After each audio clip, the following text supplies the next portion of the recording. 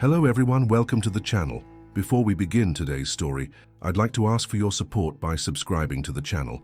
Your subscription is very important to us, so please subscribe to support us. Also, leave a comment letting me know which city you're watching from. Now let's get into the case. Hello everyone, welcome to the channel. Before we begin today's story, I'd like to ask for your support by subscribing to the channel. Your subscription is very important to us, so please subscribe to support us. Also, leave a comment letting me know which city you're watching from. Now let's get into the case. The morning air was crisp as Jennifer Lopez laced up her running shoes, the first hints of dawn just beginning to streak across the eastern sky. She'd moved to the small town of Highlands, New Jersey, only 3 months ago, but had already fallen in love with the extensive trail system that wound through the nearby Hartshorn Woods Park. At 32, Jennifer was no stranger to solitude.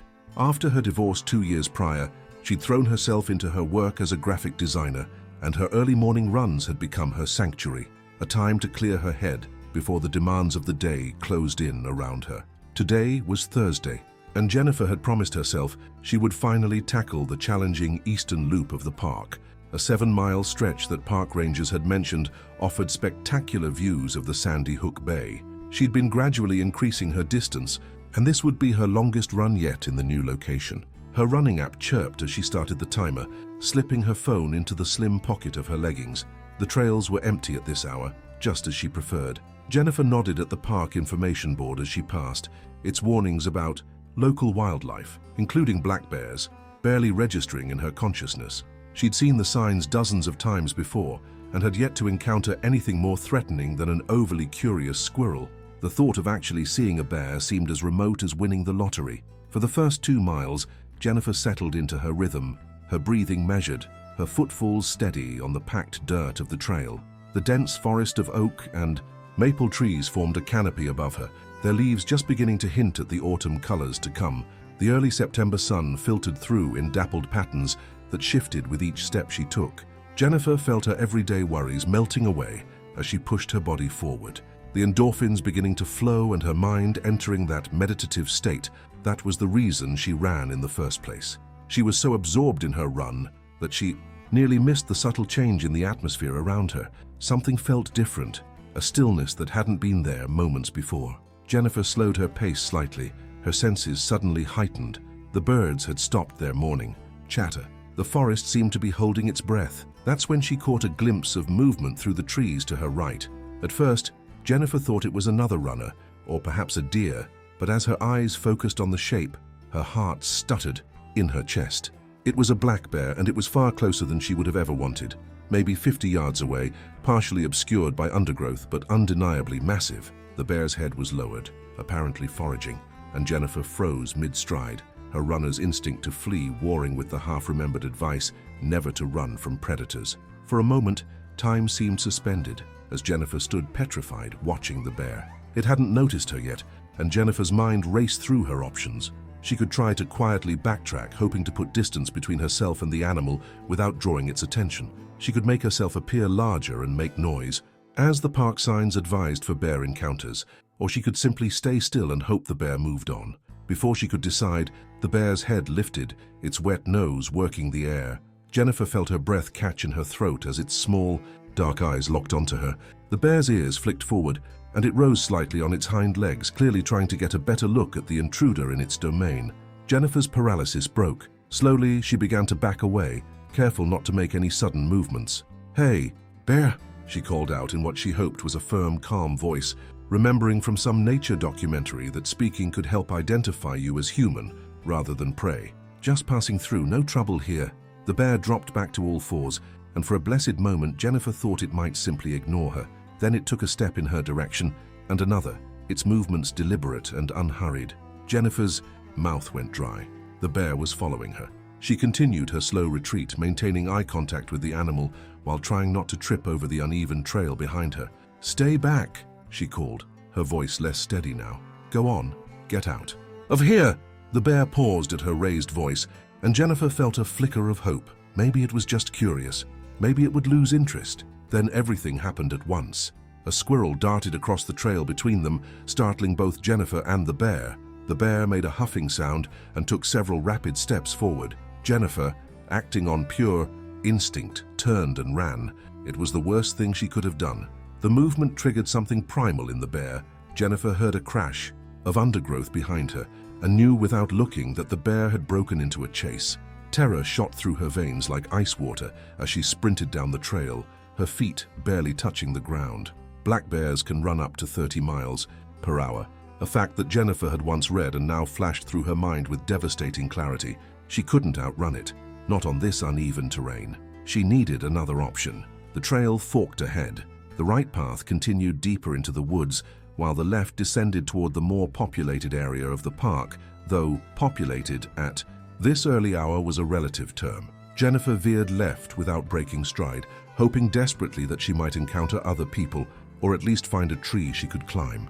The sound of the bear's pursuit was terrifyingly close. Jennifer risked a glance over her shoulder and immediately wished she hadn't. The bear was no more than 30 feet behind her, its powerful legs eating up the distance between them with horrifying efficiency. Jennifer's lungs burned and her legs trembled with exertion and fear.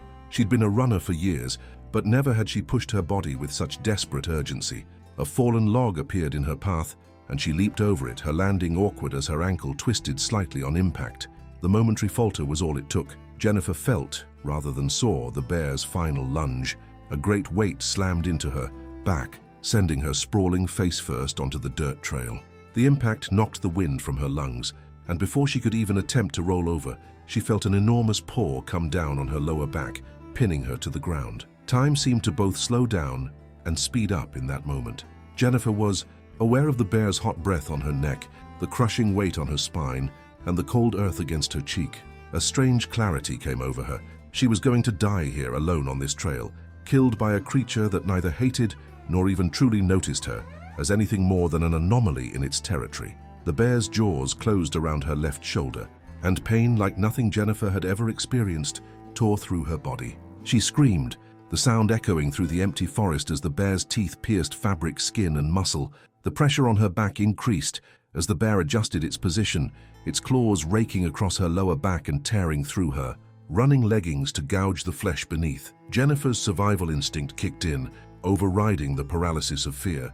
She'd read somewhere that playing dead sometimes worked with bears, particularly in defensive attacks. With the bear's weight on top of her, she had little choice anyway. She forced her body to go limp, suppressing the urge to struggle that every fiber of her being was screaming for her to do. The bear released her shoulder, only to clamp its jaws around her right calf. Jennifer bit her lip so hard she tasted blood, trying desperately not to move or scream again as the bear's teeth shredded through muscle. Tears streamed down her face, mixing with the dirt of the trail beneath her cheek. Then, like a miracle, she heard voices, human voices calling out, growing louder. The morning's other runners had arrived. "Hello? Is someone there? Did you hear that?" It sounded like a scream. The bear's head snapped up, its attention diverted from Jennifer to this new threat. It released her leg and shifted its weight, stepping off her back but staying close, issuing a low, warning growl that vibrated through the ground beneath Jennifer's prone form. "Oh my God! Bear, there's a bear!" The shout came from somewhere down the trail, maybe 100 yards away. Jennifer wanted to call out, to warn the approaching people, but fear kept her silent and still. The bear stood over her, undecided, torn between defending its claim on her and fleeing from the approaching humans. More voices joined the first, and Jennifer heard the sound of something banging against a tree, someone trying to scare the bear away. It worked. With a final, frustrated huff, the bear turned and crashed back into the underbrush, disappearing into the forest as quickly as it had emerged. Jennifer remained motionless, afraid to believe it was truly gone, afraid that any movement might bring it charging back. The pain from her wounds began to assert itself in full force. Her shoulder felt as though it was on fire, her leg a throbbing mass of agony, and her back stung where the bear's claws had raked across it. "Hello? Are you okay?" A man's voice, closer now, cautious. Jennifer finally allowed herself to move, turning her head slightly so her voice wouldn't be muffled by the ground. "Help," she managed, the word barely audible even to her own ears. She tried again. "Please, help me." Footsteps rushed toward her, and suddenly there were people kneeling beside her. A middle-aged man in running gear, a woman with gray-streaked hair pulled back in a ponytail, and a younger man fumbling with his phone. "Don't move," the woman said, her voice calm but urgent. "I'm a nurse. Let me check your injuries. The bear, Jennifer gasped. Is it gone?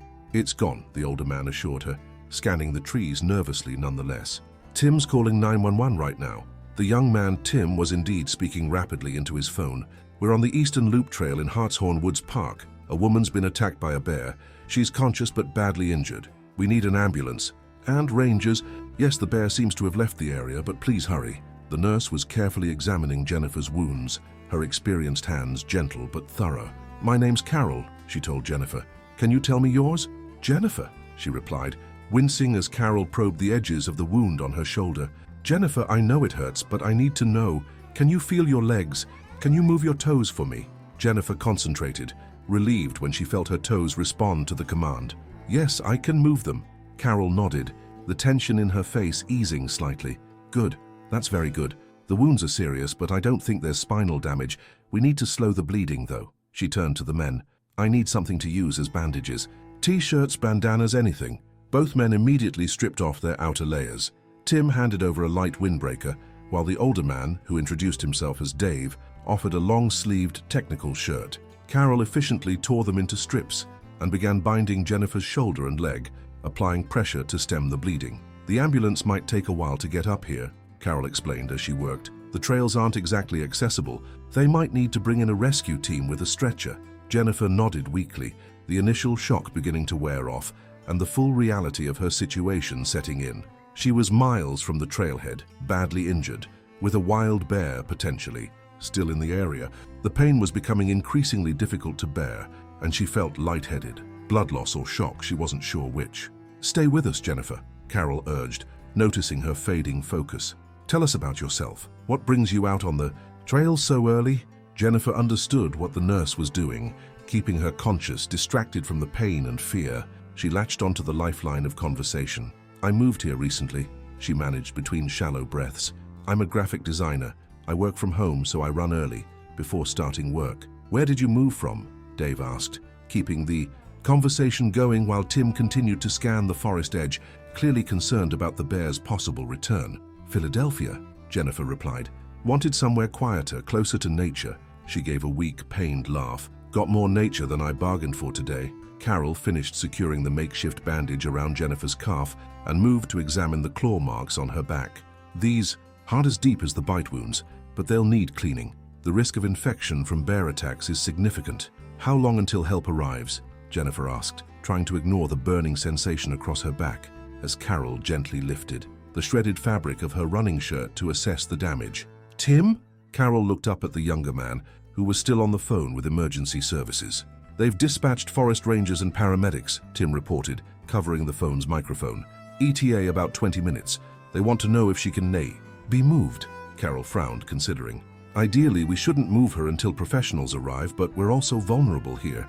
The bear could come back. She turned to Jennifer. How do you feel about us helping you to a sitting position? Very slowly. Jennifer nodded. The ground was cold and uncomfortable, and the thought of sitting up, of feeling less helpless, was appealing despite the pain it would cause. Let's try.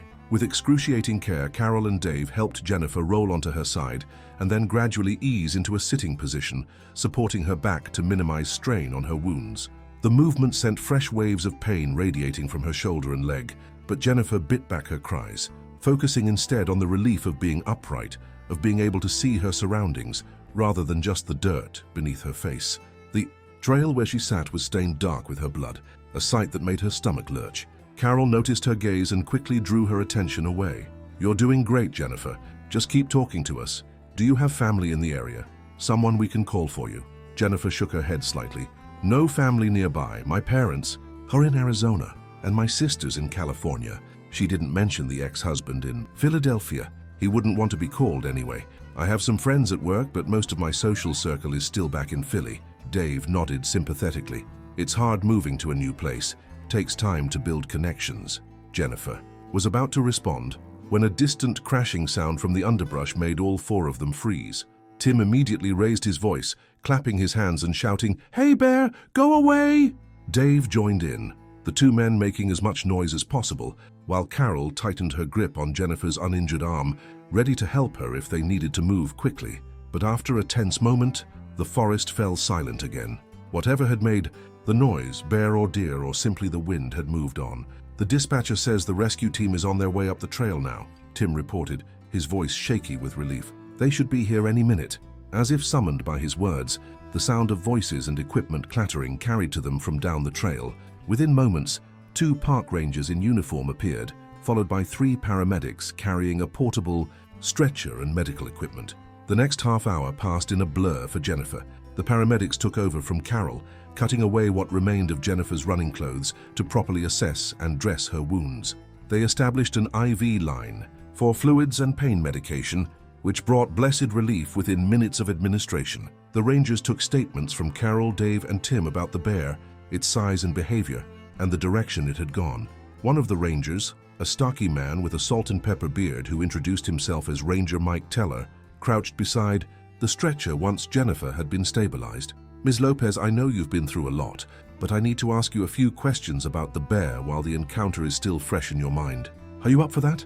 The pain medication was making Jennifer's thoughts fuzzy around the edges, but she nodded. Yes, I can talk. Can you describe the bear? Size, color, any distinguishing features? Jennifer closed her eyes briefly. The image of the bear all too vivid in her memory. It was black, not brown, definitely a black bear. Big, maybe 5 feet long? I'm not sure. It looked huge to me. No marks or features I noticed, just big and black and fast. Ranger Teller nodded, making notes on a small pad. And can you walk me through what happened? Did you approach the bear, make eye contact, run immediately? Jennifer felt a flicker of defensiveness at the question, but pushed it aside. He was just doing his job, gathering information. I was running on the trail. I noticed it off to the side, maybe 50 yards away. It was foraging, I think. Then it saw me and I started backing away slowly. I talked to it, tried to sound calm. It seemed curious at first, following me slowly. Then what changed? What made it charge? Jennifer shook her head slightly, careful not to disturb the bandages on her shoulder. A squirrel ran between us. Startled both of us, I think. And then I ran. I know you're not supposed to, but I panicked. It chased me, caught up quickly. Ranger Teller's expression was sympathetic but professional. That's a natural reaction, Ms. Lopez. Most people would do the same in your situation, despite the warnings. Black bears can be unpredictable, especially if they're young or hungry.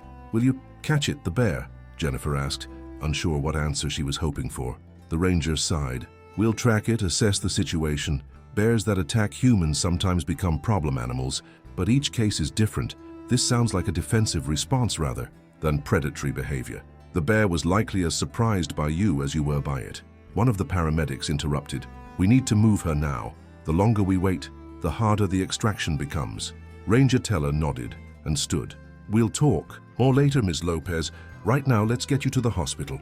The journey down the trail on the stretcher was jarring, despite the paramedics' best efforts to keep her steady.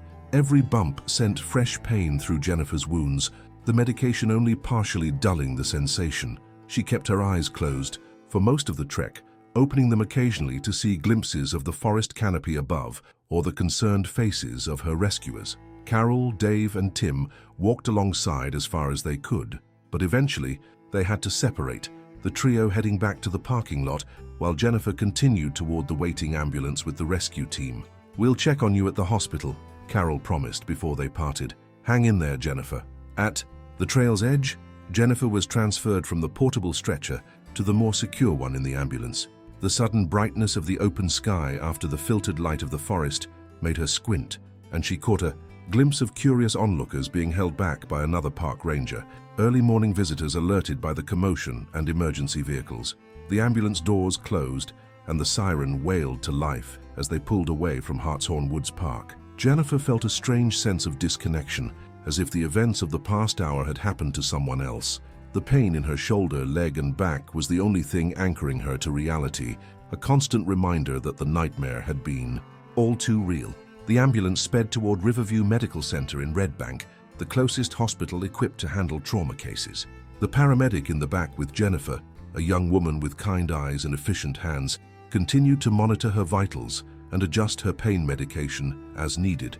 You're stable, she assured Jennifer. The wounds are serious, but not life-threatening, as long as we prevent infection. The doctor will probably want to do surgery to clean and repair the damage, especially to your shoulder and calf. Jennifer nodded weakly, the reality of what lay ahead beginning to sink in. Surgery, hospitalization, recovery. How long would it take? Would there be permanent damage? Would she ever feel safe on those trails again? The ambulance pulled into the emergency bay of Riverview Medical Center, and a flurry of activity surrounded Jennifer as she was wheeled into the trauma unit. Doctors and nurses swarmed around her, asking questions, checking vitals, examining wounds. The bright lights and clinical efficiency of the hospital were a stark contrast to the wild panic of the forest trail. Dr. Ellis, the emergency physician, a tall woman with short gray hair and commanding presence, directed the team with calm authority. Let's get her to X-ray first, then CT. I want to make sure there's no internal damage or bone fractures before we take her to surgery. Jennifer was whisked from one department to another, the hospital corridors passing in a blur above her. X-rays confirmed that while her shoulder socket was intact, there was significant soft tissue damage. Her fibula had a hairline fracture, where the bear's jaws had clamped down on her calf, but it wouldn't require surgical repair beyond the treatment of the bite wound itself. In the pre-op area, a nurse helped Jennifer make a brief call to her parents in Arizona, explaining what had happened in the calmest terms she could manage to avoid sending them into a panic. They immediately began making arrangements to fly to New Jersey, despite Jennifer's weak protests that it wasn't necessary. Of course it's necessary, her mother insisted, her voice tight with controlled fear. Our daughter was attacked by a bear. We'll be there by tomorrow morning. Before being wheeled into surgery, Jennifer was visited by a hospital social worker who helped her contact her employer and arranged for her apartment to be checked on, since Jennifer would likely be hospitalized for several days at minimum.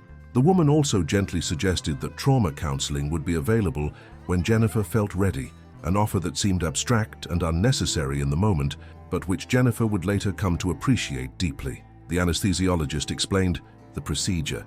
Jennifer would be fully sedated while the surgical team debrided and repaired her wounds, and then the drugs were administered. Jennifer's last conscious thought before drifting under was a surreal wonder at how drastically her life had changed in the span of a single morning run.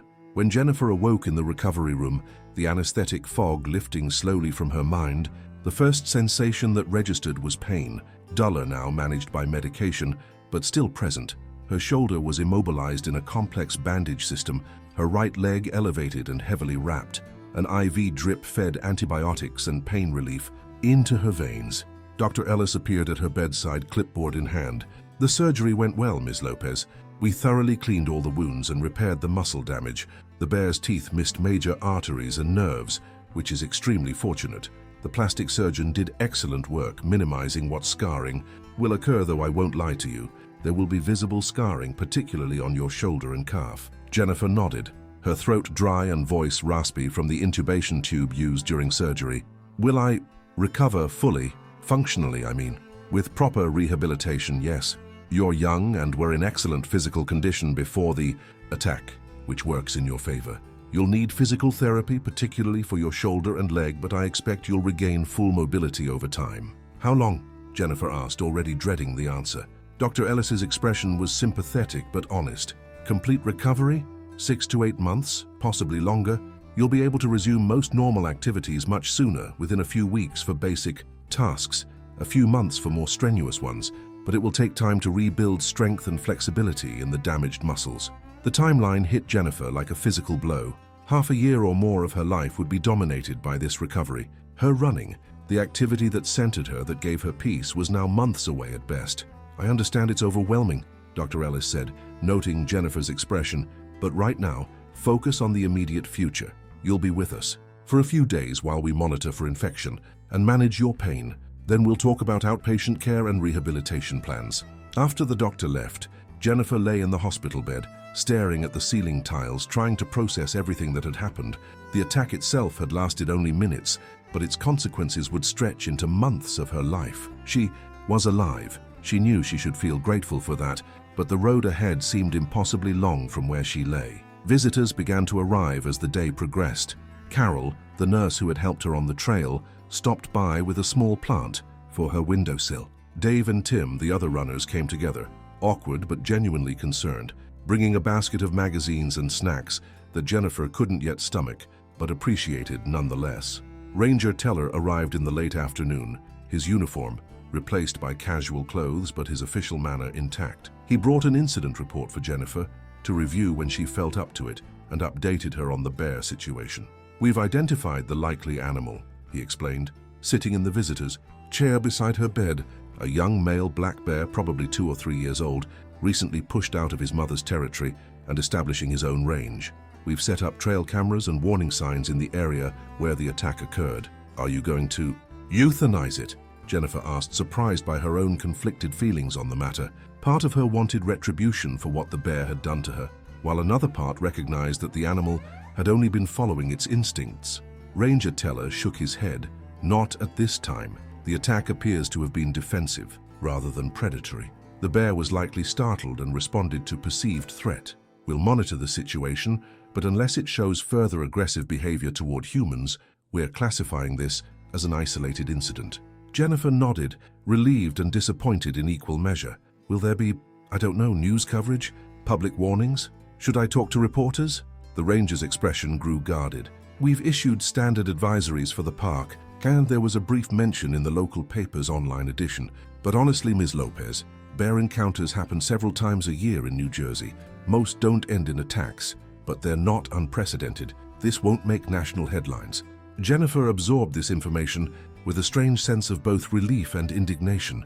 Her life-altering trauma was merely a statistical blip, not even newsworthy beyond the local level. In a world of bigger disasters and more sensational stories, her bear attack was barely a footnote. "That's good, I guess," she finally said. "I don't need the attention." Ranger Teller nodded, understanding her conflicted response. "For what it's worth, Ms. Lopez, your experience will help others. We'll use your account in our safety briefings and educational materials. It might prevent someone else from going through what you did." After he left, Jennifer drifted in and out of sleep, the pain medication making her drowsy while the persistent ache of her wounds made true rest elusive. A hospital volunteer brought dinner that she barely touched, and the night nurse helped her manage a partial bath that left her exhausted but slightly more human feeling. Her parents arrived the next morning, their faces drawn with worry and jet lag. Her mother cried at the sight of Jennifer's bandaged form in the hospital bed, while her father maintained a stoic expression that Jennifer knew masked deep distress. They fussed over her, adjusted her pillows, questioned the nurses about her care, and generally made themselves useful in the way of parents whose adult children have been injured. "We've booked a hotel nearby," her father explained.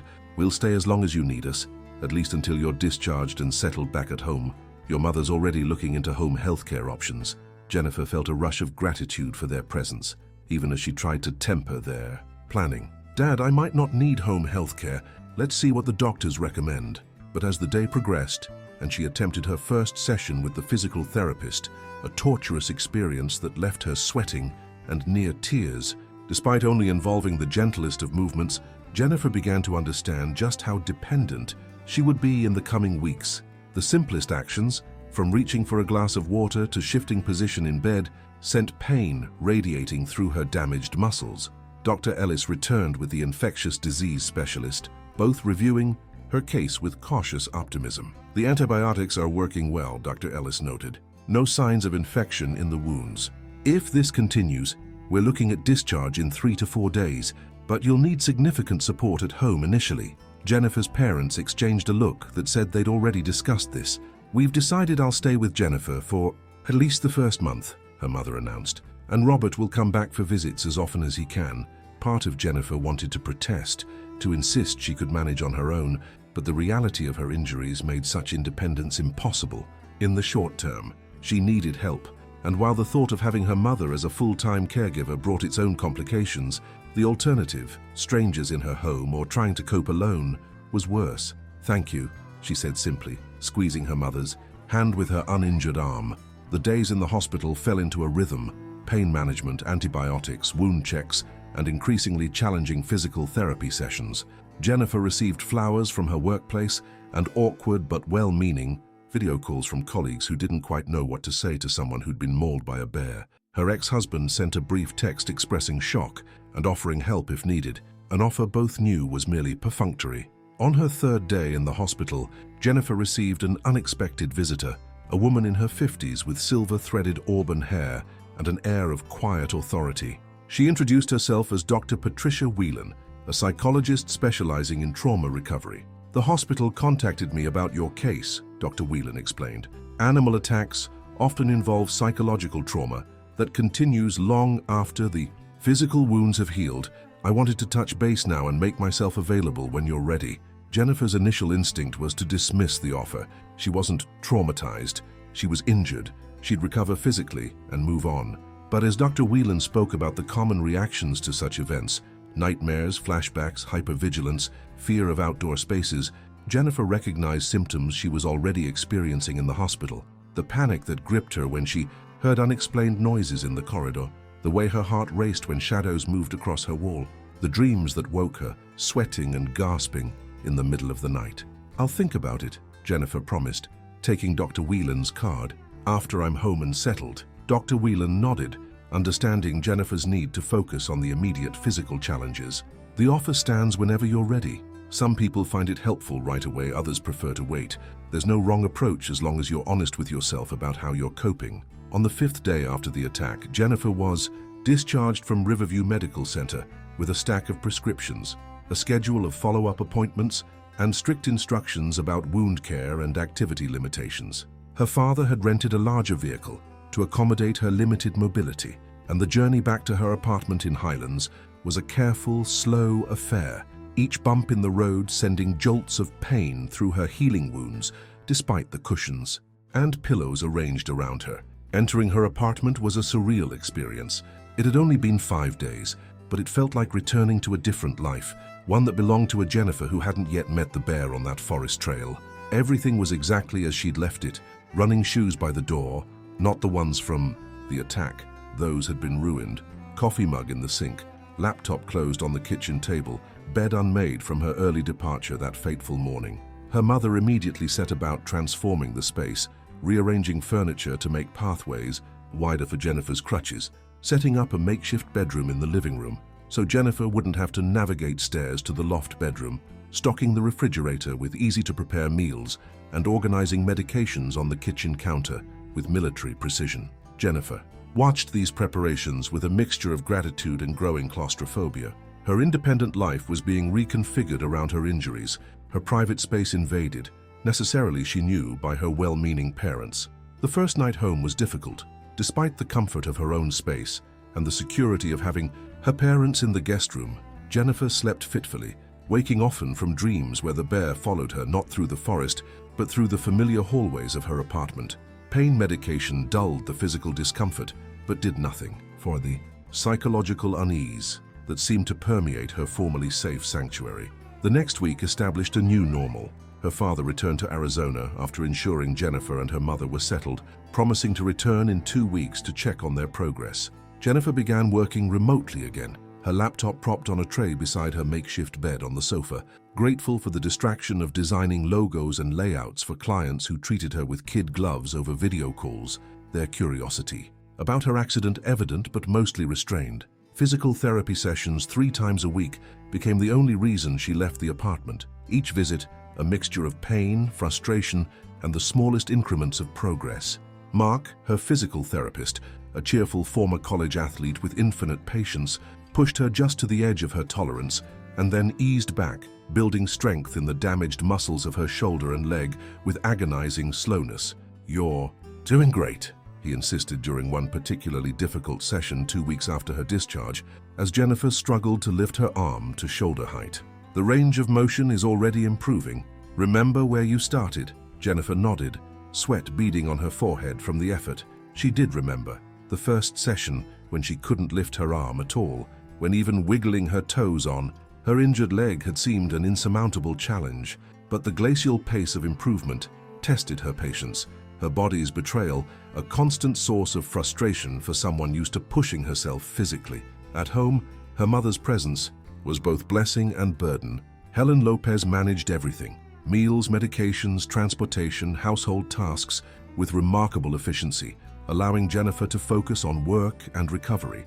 But her constant hovering, her need to discuss every twinge and development, her insistence on recounting the attack to every friend and relative who called, wore on Jennifer's already frayed nerves.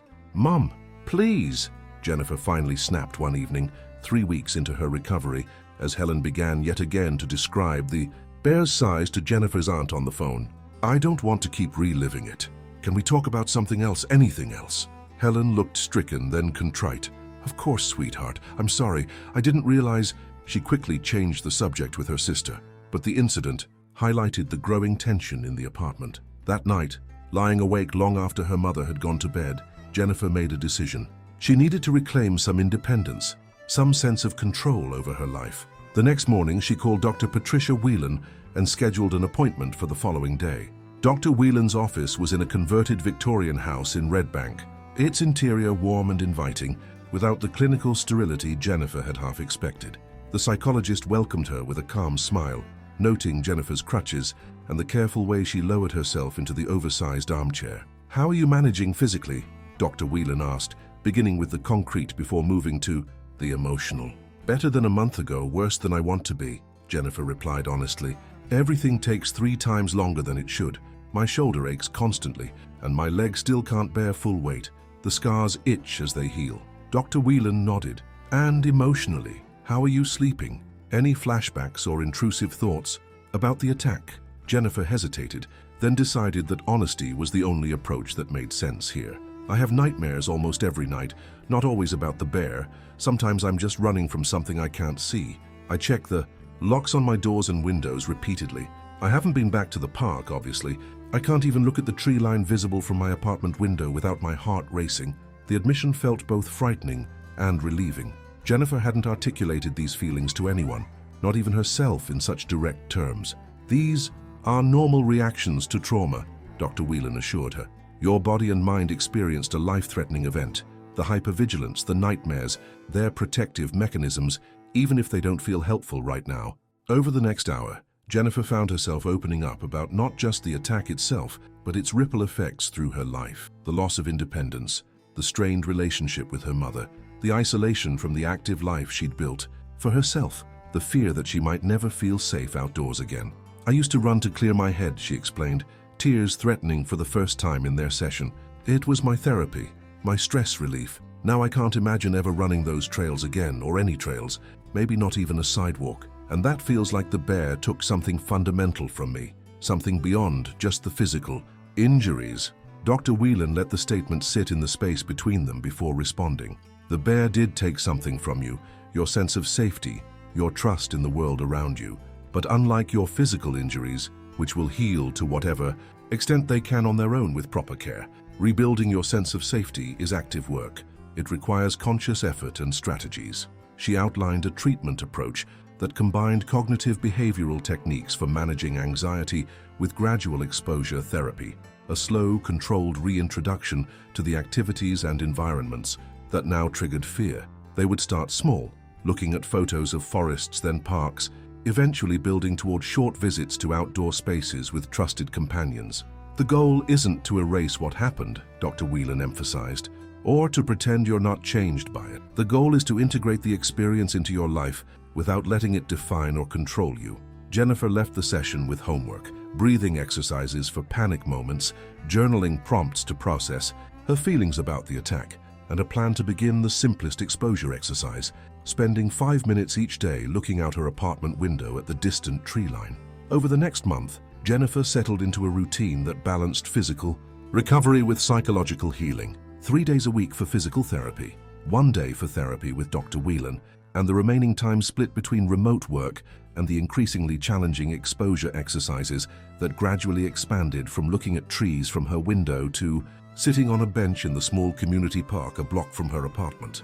Her mother, after some frank discussions about boundaries and independence, returned to Arizona with a promise to visit again in a month. Jennifer both dreaded and relished the solitude of her apartment, installing additional security measures, better locks, a security system with motion alerts to help manage her anxiety about being alone. The physical improvements continued, small victories that Jennifer documented in the journal Dr. Whelan had suggested. The day she walked without crutches, using only a cane. The morning she managed to wash her hair without assistance, her shoulder finally able to reach above her head. The afternoon she climbed the stairs to her loft bedroom, reclaiming her proper sleeping space after nearly 2 months on the sofa. The psychological progress was less linear, with good days followed by setbacks. A thunderstorm that sent her into a panic attack, the crash of thunder too similar to the sound of the bear crashing through underbrush, a nature documentary that appeared unexpectedly on her television, sending her scrambling for the remote at the first glimpse of a black bear. The well-meaning colleague who sent her a Get Well card featuring woodland animals, including a stylized bear that Jennifer had to turn face down on her countertop. But there was progress. In her third month of recovery, Jennifer managed a short walk on a paved path in the community park with Dr. Whelan beside her, breathing through the anxiety that tightened her chest whenever they passed near the trees at the park's edge. A week later, she repeated the walk alone, texting the psychologist before and after to check in. Her physical therapist, Mark, noted the correlation between her mental and physical recovery. The body and mind heal together, he observed during a session where Jennifer had pushed through a challenging set of exercises despite the pain. I've seen it hundreds of times. Once the fear starts to recede, the physical progress often accelerates. In her fourth month post-attack, now walking with only occasional use of the cane, Jennifer received an unexpected email from Carol, the nurse who had helped her on the trail. Carol was organizing a trail safety and awareness group for local runners and hikers and wondered if Jennifer might be willing to share her experience at their first meeting. Jennifer's initial reaction was refusal. The thought of recounting the attack to a room full of strangers made her palms sweat and her heart race. But after discussing it with Dr. Whelan, she recognized the potential therapeutic value of reshaping her narrative, of moving from victim to educator, from passive recipient of trauma to active agent in preventing it for others. The meeting was scheduled for a Wednesday evening at the local library.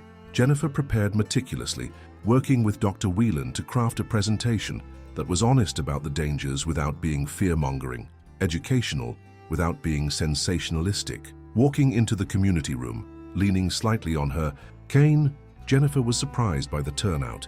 Nearly 30 people, ranging from serious athletes to casual outdoor enthusiasts, all looking to her with expressions of curiosity and respect.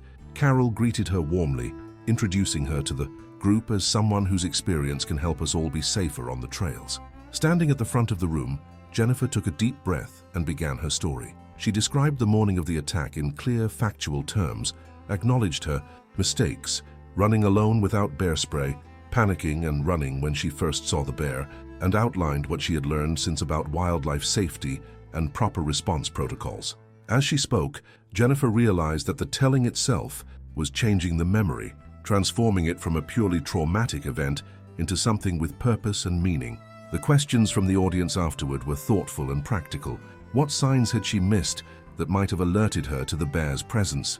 What would she do differently if she encountered a bear today? Was she planning to return to trail running? It was this last question, asked by a young woman in running gear at the back of the room, that gave Jennifer pause. She hadn't allowed herself to think that far ahead, had carefully avoided making any decisions about if or when she might return to the activities she had once loved.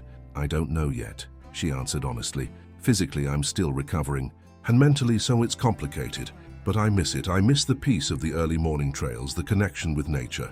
So maybe someday, yes, but not alone. Never alone again."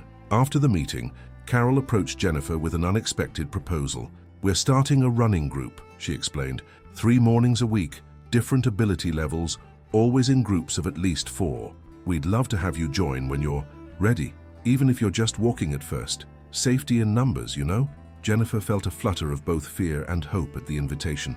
"I'll think about it," she promised. "Thank you." That night, Jennifer stood at her apartment window, looking out at the tree line that had once filled her with such terror. The fear wasn't gone. She could still feel it, a shadow at the edges of her consciousness, but it was manageable now, contextualized by the knowledge and skills she had acquired in the months since the attack. The next morning, Jennifer did something she hadn't done since before the attack. She laid out running clothes, not for use, not yet, but as a promise to herself, a tangible reminder that while the bear had taken much from her, it hadn't taken everything. Her body was healing, her mind gradually reclaiming territory from fear, and her future, while forever altered, remained hers to shape. 2 weeks later, Jennifer attended her first session with the running group. She wore a lightweight walking outfit, her running shoes finally back on her feet, though her pace would be walking, not running, for some time yet. She carried bear spray on her belt, a concession to her lingering fear and a practical safety measure that the entire group had adopted. Carol greeted her with a warm hug, introducing her to the other members, Dave and Tim, who had helped rescue her and attended her presentation at the library. along with 4 others who knew her story but treated her with normalcy rather than pity or fascination. Their route was a simple one, a paved path through the community park, far from the forests of Hartshorn Woods, where Jennifer had encountered the bear. It was a beginning, a tentative step back toward the life she had known before, though Jennifer understood now that complete return was impossible. She was different, changed. The person who had run those trails alone, fearless and oblivious to the dangers lurking in the wilderness, no longer existed. But perhaps this new Jennifer, cautious but courageous, scarred but stronger, no longer alone on the trail, might find her own path forward, her own peace amidst the lingering shadows of what had happened that early September morning. As she walked beside her new companions, the morning sun warming her face, Jennifer felt something she hadn't experienced in months. Not the absence of fear, but the presence of something stronger alongside it. Hope, possibility, the first faint stirrings of joy. 6 months to the day after the attack, Jennifer stood at the trailhead of Hartshorn Woods Park, her heart hammering in her chest. She wasn't alone. Carol, Dave, and 3 other members of the now-established running group flanked her, each carrying bear spray, each having reviewed the safety protocols Jennifer herself had helped develop for their group. "You sure about this?" Carol asked quietly, not for the first time. "We can turn back. No one would think less of you." Jennifer took a deep breath, feeling the now familiar pull of scar tissue across her shoulder and back, the slight stiffness in her right leg, where muscle had been rebuilt through months of physical therapy. Physical reminders of that day, permanent, marks on her body that would never fully fade. "I'm sure," she replied, though her voice betrayed her nervousness. "I need to do this." This wasn't the Eastern Loop where the attack had occurred. None of them, Jennifer least of all, was ready for that. It was the simpler Western Trail, wider and more frequently traveled. Rangers had reported no bear sightings in the area for months. The risk was minimal, especially with their group size and precautions. Rationally, Jennifer knew all this, but rationality had little to do with the cold sweat on her palms or the tightness in her throat as she took the first step onto the packed dirt of the trail, walking beside rather than running ahead of her. Companions. They moved slowly, deliberately. Conversation kept low but continuous, both for Jennifer's comfort and to alert any wildlife to their presence. Every rustle in the undergrowth made Jennifer flinch. Every shadow between trees caught her attention. But she kept moving forward, one foot in front of the other, breathing through the anxiety as Dr. Whelan had taught her. Halfway through the 3-mile loop, they paused at a wooden bench overlooking a small clearing. Jennifer sat, massaging her leg where the old injury ached from the uneven terrain. "How are you holding up?" Dave asked, offering her a water bottle. Jennifer considered the question, taking stock of her physical discomfort and emotional state. "Better than I expected, actually. Still scared, still jumping at shadows, but here, present, not completely overwhelmed." It was true. The fear was there, a constant companion, but it wasn't paralyzing her as it once might have. This was what recovery looked like, she had learned. Not the absence of fear, but the ability to function despite it, to take back pieces of her life inch by inch, step by step. As they completed the loop and emerged from the forest back into the parking area, Jennifer felt a complex mixture of emotions: relief, pride, lingering anxiety, and a profound sadness for the carefree runner she had once been, now irrevocably lost to the events of that September morning. In the months that followed, Jennifer continued her dual recovery, physical and psychological. She attended the running group 3 times a week, gradually increasing her pace from walking to slow jogging as her body healed and strengthened. She returned to Hartshorn Woods Park periodically, always with companions, always with safety measures in place, slowly reclaiming the spaces that fear had rendered inaccessible. There were setbacks, of course. A solo trip to take out the garbage one evening when the sun had just set sent her into a panic attack when something, a cat most likely, rustled in the bushes beside her apartment building. A camping trip with friends ended early when Jennifer found herself unable to sleep, every nocturnal sound amplified by her hypervigilant mind. Her new client, who unaware of her history, used a bear as the central image for their logo, forcing Jennifer to recuse herself from the project, unable to work with the imagery for hours each day. But there was progress too. Jennifer's physical scars faded from angry red to silvery white, still visible, but less immediately shocking. Her sessions with Dr. Whelan decreased from weekly to bi-weekly to monthly, focusing less on trauma management and more on general resilience and growth. She began dating again, cautiously, selectively, and found herself able to share her story not as a defining tragedy, but as one part of a complex life. 1 year after the attack, Jennifer ran her first 5K race since the injury. Not in the forest, but on city streets surrounded by hundreds of other runners. Her time was nowhere near her pre-attack personal best, but crossing the finish line brought tears to her eyes nonetheless. Tears of accomplishment, of reclamation, of survival in the fullest sense of the word. That evening, alone in her apartment, Jennifer stood before the mirror and for the first time in months really looked at the scars that mapped her body. The jagged line across her shoulder where the bear's teeth had torn through muscle, the 4 parallel marks down her lower back from its claws, the puckered circle on her calf where reconstructive surgery had repaired the worst of the damage. Physical evidence of an event that had no other witnesses, no video footage, no documentation beyond the incident report filed by Ranger Teller and now archived somewhere in the Park Service's records. To the wider world, Jennifer's bear attack was barely a footnote, a brief mention in a local paper, a cautionary tale shared among hikers in the area, perhaps a statistic in New Jersey's wildlife encounter records. But to Jennifer, it was a dividing line in her life, before and after. The scars were proof tangible and permanent that the unthinkable could happen, that the world contained dangers beyond imagination, that safety was always relative, never absolute. Yet they were also proof of something else: resilience, healing, the body's remarkable ability to repair itself, to adapt, to continue functioning despite damage. And in this, Jennifer found an unexpected parallel to her psychological recovery. Not a return to an unmarked state, but an integration of the injury into a new whole, forever changed but not diminished. 2 weeks later, Jennifer received an email from Carol about an upcoming trail safety workshop being organized by the Park Service. Ranger Teller was looking for someone to speak about personal experience with wildlife encounters, and Carol had immediately thought of Jennifer. It would mean returning to the visitor center at Hartshorn Woods, potentially catching a glimpse of the Eastern Trail where the attack had occurred. It would mean revisiting the story again, not just with the supportive running group, but with strangers, some of whom might question her actions or decisions that day. Jennifer's finger hovered over the reply button, uncertainty gnawing at her. Was she ready for this? Would it represent progress in her recovery or push her backward into the trauma? She closed the email without responding, needing time to consider. That night, Jennifer dreamed not of the bear, but of herself, standing at a trailhead, alone but not afraid, looking into the forest with clear eyes and steady breath. In the dream, she stepped forward onto the path with confidence, moving through dappled sunlight and shadow without hesitation. She woke with the image still vivid in her mind, a vision not of her past, but of a possible future, one where the attack was part of her story but not its conclusion, where fear remained but no longer dictated her choices, where the forest could be, if not fully reclaimed, at least not entirely surrendered. Jennifer reached for her phone and composed her reply to Carol, "I'll do it. Let me know when and where." 2 days later, Jennifer stood in the parking lot of Hartshorn Woods Park, gazing up at the visitor center where she would soon speak. Her stomach churned with anxiety, but her resolve remained firm. This was part of her recovery, not just healing for herself, but potentially helping others avoid what she had experienced. Ranger Teller met her at the entrance, his weathered face breaking into a warm smile of recognition. "Ms. Lopez, it's good to see you up and about. You look well." Jennifer returned the smile, though hers felt more forced. "Thank you, I'm getting there day by day."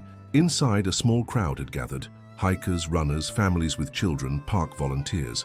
Jennifer's presentation was scheduled as part of a larger safety workshop that included proper food storage in bear country, trail etiquette, and emergency procedures. When it was her turn to speak, Jennifer approached the front of the room with measured steps, no longer needing the cane, but still conscious of the slight unevenness in her gait, another permanent reminder of that September. "Morning. My name is Jennifer Lopez," she began, her voice steadier than she had expected. "A year ago, I was attacked by a black bear less than 2 miles from where we're standing now." She recounted the experience as she had done before, factually, educationally, with an emphasis on what she had learned and what she wished she had known. But this time she added something new. "The bear that attacked me was never captured or killed," she told the attentive audience. "It's possibly still out there, somewhere in these woods. And yet I'm here. I've returned to these trails, not alone, not carelessly, but I've returned because I've come to understand that the forest was never mine to begin with. I was always just a visitor in the bear's home, not the other way around." The realization had come to Jennifer gradually over the months of recovery that her anger at the bear, her sense of violation and injustice, stemmed partly from a fundamentally human-centric view of the wilderness, as if the trails belonged to her, as if the bear were an intruder rather than the reverse. "I don't romanticize what happened to me," she continued. "The attack was terrifying and life-changing. I still have nightmares. I still carry physical and emotional scars.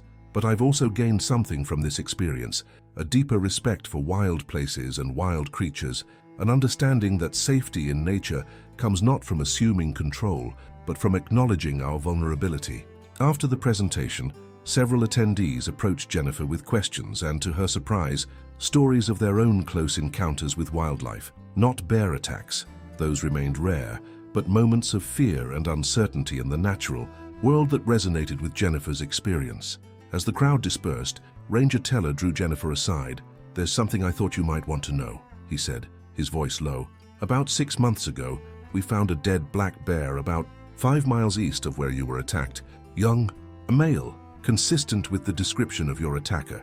No way to confirm it was the same animal, of course, but the timing and location suggest it could have been." Jennifer absorbed this information with surprising calmness. "What happened to it?" "Natural causes, as far as we could determine. No signs of poaching or injury, just the normal risks of a wildlife. Disease, starvation, territorial disputes with other bears. Nature taking its course." Jennifer nodded, unsure how to feel about this news. Relief, closure, a strange sense of loss. None seemed quite right. "Thank you for telling me," she said finally. "I'm glad it wasn't killed because of me. Nature has its own justice system," Ranger Teller replied. "Slower and less direct than ours, but it works in its way." As Jennifer left the visitor center, she paused at the edge of the parking lot, looking out over the tree line where the eastern trail, her trail, began its winding path through the forest. The late afternoon sun cast long shadows beneath the trees, creating a patchwork of light and dark that once would have filled her with dread. She still wouldn't run that trail, perhaps never would, certainly not alone. Some boundaries, once crossed, could not be uncrossed. Some fears, once instilled, could never be fully eradicated. But standing there, looking into the forest where her life had changed so dramatically, Jennifer felt something shift within her. Not forgiveness exactly, nor acceptance, but something adjacent to both. A recognition that her story and the bear's story had intersected briefly and violently, then continued on their separate paths, neither fully resolved, both forever altered. The bear was gone now, if Ranger Teller's information was correct. But other bears remained in these woods, living their bear lives, following their bear instincts, neither malevolent nor benign, but simply wild, beyond human categories of good and evil, justice and injustice. And Jennifer remained as well, standing at the forest's edge, carrying the marks of their encounter on her body and in her mind, changed but continuing, damaged but healing.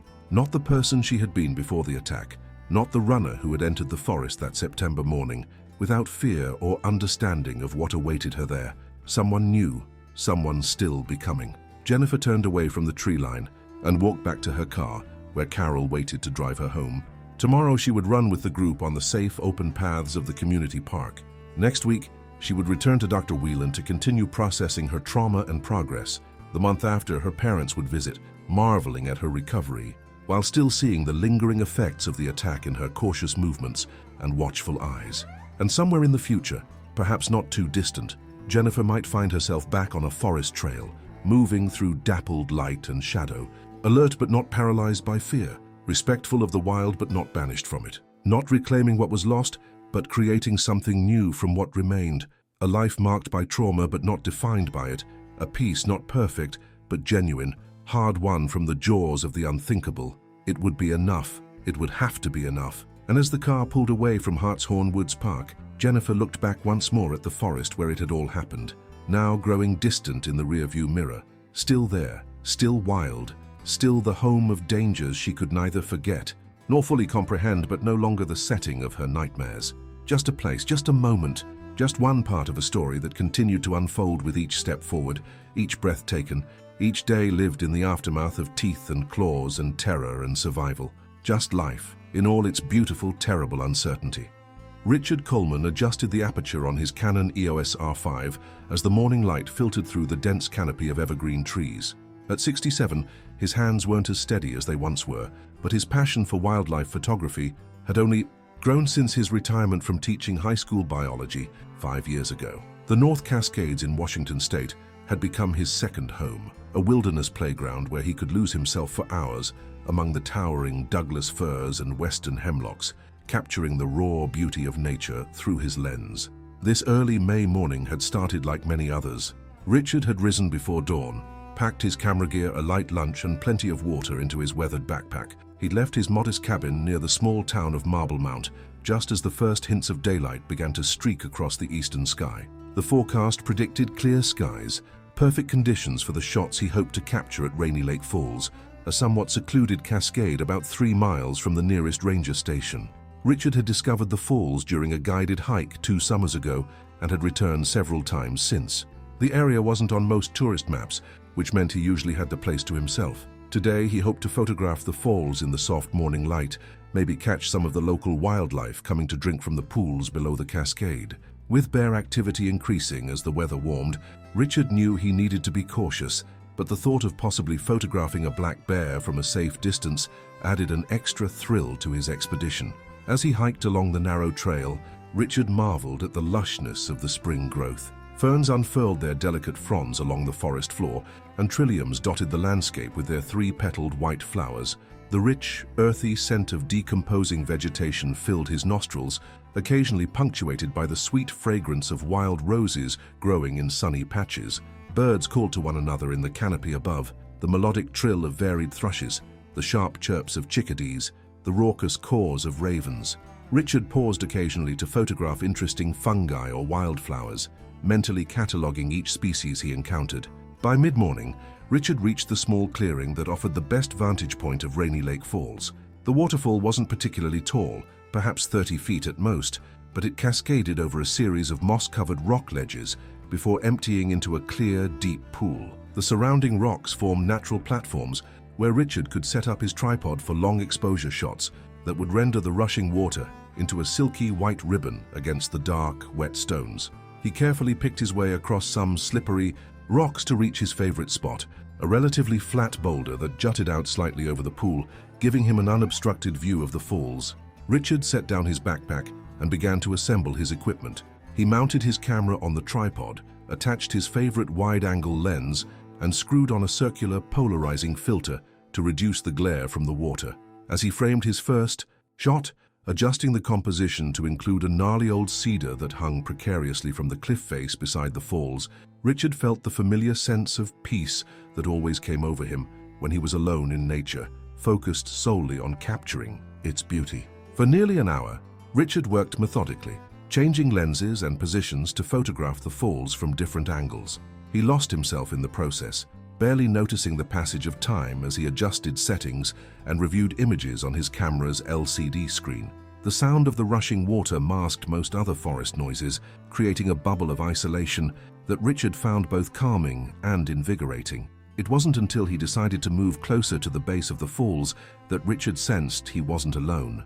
There was no specific sound or movement that alerted him, just an inexplicable feeling that prickled the back of his neck, making the fine hairs stand on end. Richard slowly lowered his camera and scanned the area. At first, he saw nothing unusual, just the familiar landscape of rocks, trees, and rushing water. Then a movement caught his eye, a dark shape shifting among the boulders about 50 yards upstream from the falls. Richard's heart quickened as he realized what he was seeing, a black bear, its glossy fur glistening in the patches of sunlight that filtered through the trees. The bear appeared to be of medium size, probably a young adult male, though Richard knew it was difficult to judge from this distance. What he did know was that this was an incredible stroke of luck. In all his years of hiking and photography in bear country, he'd caught only fleeting glimpses of bears from afar. Never had he had such a perfect opportunity to photograph one in its natural environment. Moving slowly and deliberately, Richard switched to his telephoto lens, a 100-400mm zoom that would allow him to capture detailed shots without getting dangerously close. He knew the basic rules of bear safety: make noise to avoid surprising them, keep a safe distance, never run, and carry bear spray. Richard touched the canister of spray attached to his belt.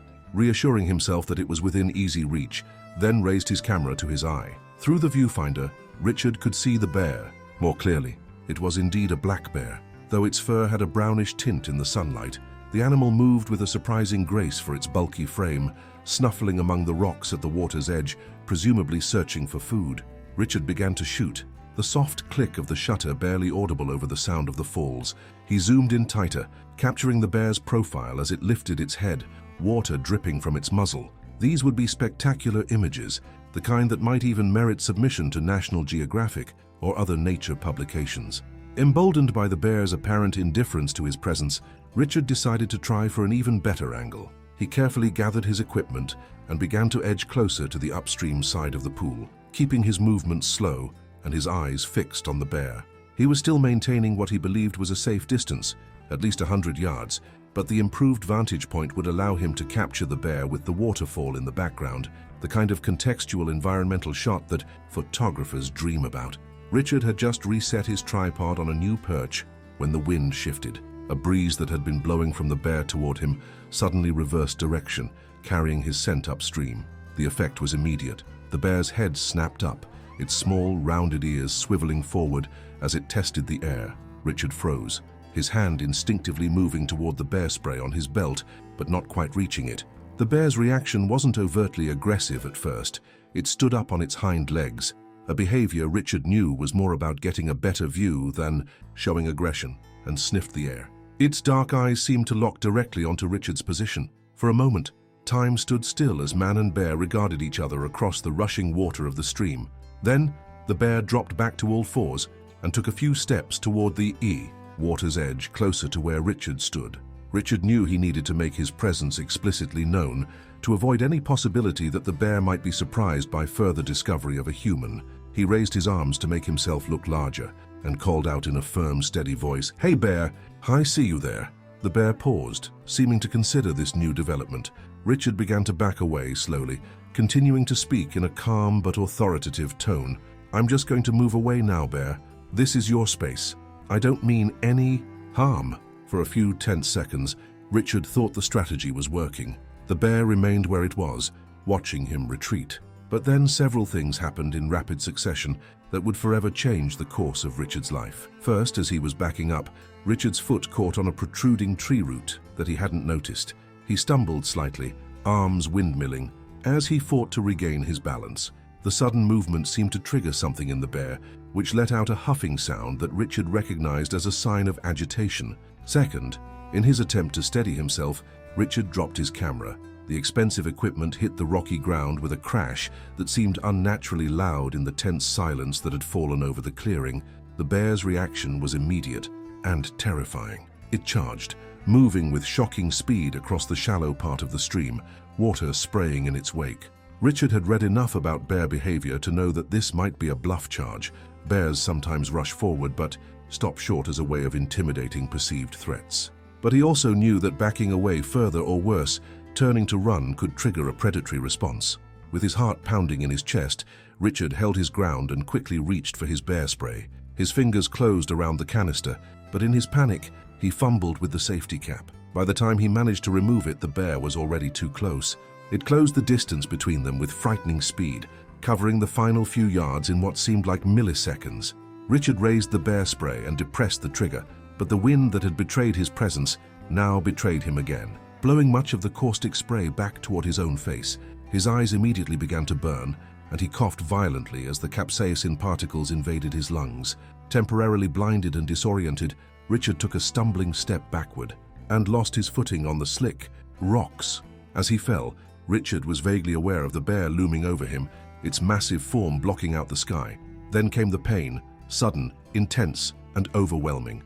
The bear's claws raked across his left shoulder and upper arm, tearing through his lightweight hiking jacket and the flesh beneath with terrifying ease. Richard cried out, a primal sound of fear and agony that echoed off the surrounding rocks. The initial attack happened so quickly that Richard had no time to process it fully. He felt himself being batted around like a rag doll, the bear's enormous strength evident in the way it tossed him several feet across the rocky ground. Richard landed hard on his right side, the impact knocking the wind from his lungs. Before he could even attempt to recover, the bear was on him again. This time, the animal clamped its powerful jaws around Richard's right thigh. Even through the fog of pain and terror, Richard was aware of the tremendous pressure, the feeling of teeth sinking into his flesh. He'd once read that the bite force of a black bear was strong enough to crush a bowling ball. Now, as those jaws compressed around his leg, that fact became horrifyingly real.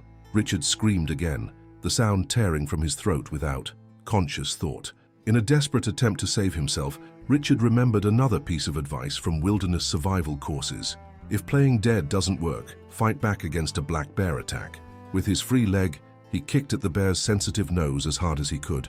The bear grunted and released its grip momentarily, giving Richard a second to scramble backward, pushing with his good leg and dragging the injured one behind him. The bear shook its head, pawing at its muzzle where Richard's boot had connected. This brief respite gave Richard just enough time to grab a rock from the ground beside him, a jagged piece of granite about the size of a softball. As the bear lunged forward again, Richard summoned all his remaining strength and struck the animal squarely on the snout with the rock. The bear reared back, roaring in pain or anger or both. Blood dripped from its nose, mingling with the saliva that hung in thick strands from its open mouth. For a moment, Richard thought the counterattack might have driven the animal away, but then the bear dropped back to all fours and circled around him, its small eyes gleaming with what Richard could only interpret as rage. The second assault was even more vicious than the first. The bear charged again, this time seizing Richard by his already injured shoulder and shaking him violently. The pain was beyond anything Richard had ever experienced, a white-hot agony that threatened to consume his consciousness. He felt bones crack under the tremendous pressure of the bear's jaws, heard the sickening sound of his own flesh tearing. Time seemed to slow down as Richard's survival instinct took over. He knew he needed to protect his head and neck at all costs. With his uninjured arm, he covered his face as best he could, curling into a fetal position to present less of a target. The bear continued its attack, claws raking down Richard's back, teeth snapping at whatever part of him it could reach. Richard wasn't sure how long the mauling continued. It could have been seconds or minutes. Time had lost all meaning in the haze of pain and terror. What he did register through the fog of his fading consciousness was a new sound, human voices shouting in the distance. Then, closer, the sharp report of what might have been a gunshot or perhaps an air horn. The bear paused in its attack, lifting its blood-covered muzzle to assess this new threat. Richard, barely conscious now, was aware of more shouting, more loud noises. The massive weight of the bear suddenly lifted from his broken body as the animal retreated, moving back toward the tree line with surprising speed for such a large creature. As darkness began to close in around the edges of Richard's vision, he became vaguely aware of people surrounding him. Voices called his name. How did they know his name? And hands gently probed his injuries. Someone pressed something against the worst of the bleeding wounds on his shoulder. Another person was speaking into a radio or phone, requesting emergency medical assistance. "Hang in there, sir," a male voice said from somewhere above him. "Help is on the way. You're going to be okay." Richard tried to respond, to thank these unknown saviors, but all that emerged from his throat was a weak groan. The pain was everywhere now, consuming him entirely. As shock set in, a curious detachment began to overtake his mind. He felt as if he were floating slightly above his own body, observing the scene from a distance, his broken form lying on the blood-soaked rocks, the small group of hikers working frantically to staunch his bleeding, the magnificent waterfall continuing to flow indifferently in the background, and the edge of the forest where the bear had disappeared, all of it seeming somehow unreal, like a scene from someone else's nightmare. The last thing Richard remembered before losing consciousness completely was a young woman's face, hovering above his own, her features tight with concern as she pressed a wadded-up jacket against his shoulder wound. "Stay with us," she urged, her voice sounding distant and echoing, as if coming from the end of a long tunnel. The ranger station called in a helicopter. "Just stay with us." Then, merciful darkness claimed him. The rhythmic beeping of medical equipment was the first thing Richard became aware of as consciousness slowly returned. The second was pain, not the sharp, immediate agony of the attack, but a deep, throbbing hurt that seemed to encompass his entire body. He tried to open his eyes, but his lids felt impossibly heavy, as if weighted down. When he finally managed to force them open, he was greeted by the harsh fluorescent lighting of what was clearly a hospital room. "Dr. Reynolds, I think he's waking up," a female voice said from somewhere to his right. Richard turned his head slightly, even that small movement sending fresh waves of pain through his neck and shoulder, and saw a nurse in light blue scrubs adjusting one of the various IV bags that hung beside his bed. She offered him a gentle smile when she noticed him looking at her. "Welcome back, Mr. Coleman," she said. "Try not to move too much. I'll get the doctor." Richard tried to speak, but his throat was painfully dry, and all that emerged was a hoarse croak. The nurse quickly poured some water from a pitcher on the bedside table into a small cup with a bent straw. "Small sips," she cautioned, holding the straw to his lips. The cool water was the most wonderful thing Richard had ever tasted. After a few careful swallows, he tried again to speak. "Where?" The single word was all he could manage, but the nurse understood. "You're at Harborview Medical Center in Seattle," she explained. "You were airlifted here from the North Cascades 3 days ago. You've been in and out of consciousness since your surgery." Surgery. The word registered dimly in Richard's mind. Along with the realization that he'd lost several days, the memories of the attack began to return in fragmented flashes. The bear's sudden charge, the terrible pain, the faces of his rescuers. He tried to lift his left arm but found it immobilized, secured to his body with some sort of brace. His right leg, too, felt heavy and unresponsive beneath the hospital blanket. A moment later, a tall man with salt and pepper hair and wire-rimmed glasses entered the room, carrying a tablet computer. "Mr. Coleman," he said, his voice deep and reassuring, "I'm Dr. Reynolds. I've been overseeing your care since you arrived. It's good to see you awake. How's your pain level on a scale of 1 to 10? Richard considered the question, taking stock of the various pains radiating through his body. 7. He rasped after a moment. The doctor nodded and made a note on his tablet. "I'll have your pain medication adjusted. You've been through quite an ordeal, but you're stable now and showing good signs of recovery." "The bear," Richard began, then had to stop to cough weakly. "Yes, you were attacked by a black bear in the North Cascades," Dr. Reynolds confirmed. "You're incredibly fortunate that a group of hikers heard the commotion and intervened. They managed to drive the bear away and call for emergency assistance. According to the paramedics, you lost a significant amount of blood at the scene, and you arrived here with multiple serious injuries." The doctor moved closer to the bed, his expression somber but kind. "I won't sugarcoat it, Mr. Coleman. You sustained severe trauma. The bear's teeth and claws caused significant damage to your left shoulder, including a comminuted fracture of your scapula, your shoulder blade, and extensive soft tissue and muscle damage. We performed surgery to repair what we could and stabilize the fracture with plates and screws." Richard glanced down at his immobilized left shoulder and arm, now heavily bandaged and strapped to his chest. "Your right thigh also sustained a deep bite wound," the doctor continued. "Fortunately, the femoral artery wasn't compromised, but you have significant muscle damage there as well. We've cleaned and debrided both wound sites thoroughly and started you on a powerful regimen of antibiotics to prevent infection, which is often the greatest concern with animal bites." The clinical description of his injuries made Richard feel strangely detached, as if the doctor were discussing someone else's body. "Will I?" Richard paused, uncertain how to frame the question that suddenly seemed most important. "Will I recover? Completely, I mean?" Dr. Reynolds' expression grew more measured. "You're likely to regain most of your function, with time and proper rehabilitation, but I want to be honest with you, injuries of this severity often leave some permanent limitations. Your shoulder, in particular, may never regain its full range of motion, and you may experience chronic pain to some degree. Your leg has a better prognosis, though you'll need physical therapy to rebuild strength. The psychological recovery from such a traumatic event can also be challenging, and we have specialists who can help with that aspect as well." Richard nodded slowly, trying to absorb this new reality.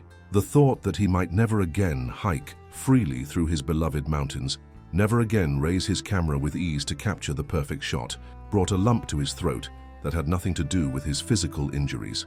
"There's something else you should know," Dr. Reynolds added, his tone becoming even more serious. "When you arrived, you were also showing symptoms of a potential rabies exposure, not uncommon in wild animal attacks. As a precaution, we've started you on the rabies vaccination protocol. It's a series of shots that you'll need to complete even after you leave the hospital." This news added another layer of concern, though Richard knew rationally that rabies was relatively rare in North American black bears. Still, the treatment was a necessary precaution given the potential fatality of the disease if left untreated. "How long?" Richard began, then had to clear his throat again. "How long will I be here?" "That depends on how your recovery progresses," Dr. Reynolds replied.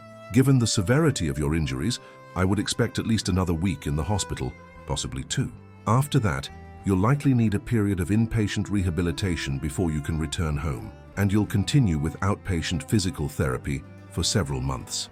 Richard closed his eyes briefly, feeling suddenly exhausted by the conversation and the stark reality of his situation. The doctor seemed to notice his fatigue. "You should rest now," Dr. Reynolds said gently. "Your body has been through tremendous trauma and needs time to heal. We'll talk more when you're feeling stronger. In the meantime, is there anyone you'd like us to contact for you? Family or friends who could visit?" Richard thought of his daughter Jennifer, who lived in Portland with her husband and 2 young children. They were close, but he hated the thought of worrying her with his condition. Still, he knew she would want to know. "My daughter," he said finally, "Jennifer Dawson, Portland, Oregon." The nurse, who had remained quietly in the background during the doctor's explanation, stepped forward. "We actually contacted your daughter when you were admitted, Mr. Coleman. We found her information in your wallet. She's been here several times while you were unconscious and just left to get some rest a few hours ago. She said she'd be back this evening." A wave of relief washed over Richard at the thought that Jennifer already knew and had been by his side. "Thank you," he murmured, feeling the pull of medication-induced drowsiness beginning to overtake him again. "Rest now," Dr. Reynolds reiterated, patting Richard's uninjured arm gently. "We'll check on you regularly, and the nurse will adjust. Your pain medication? Your primary job right now is to heal." As the doctor and nurse left the room, Richard let his eyes drift closed.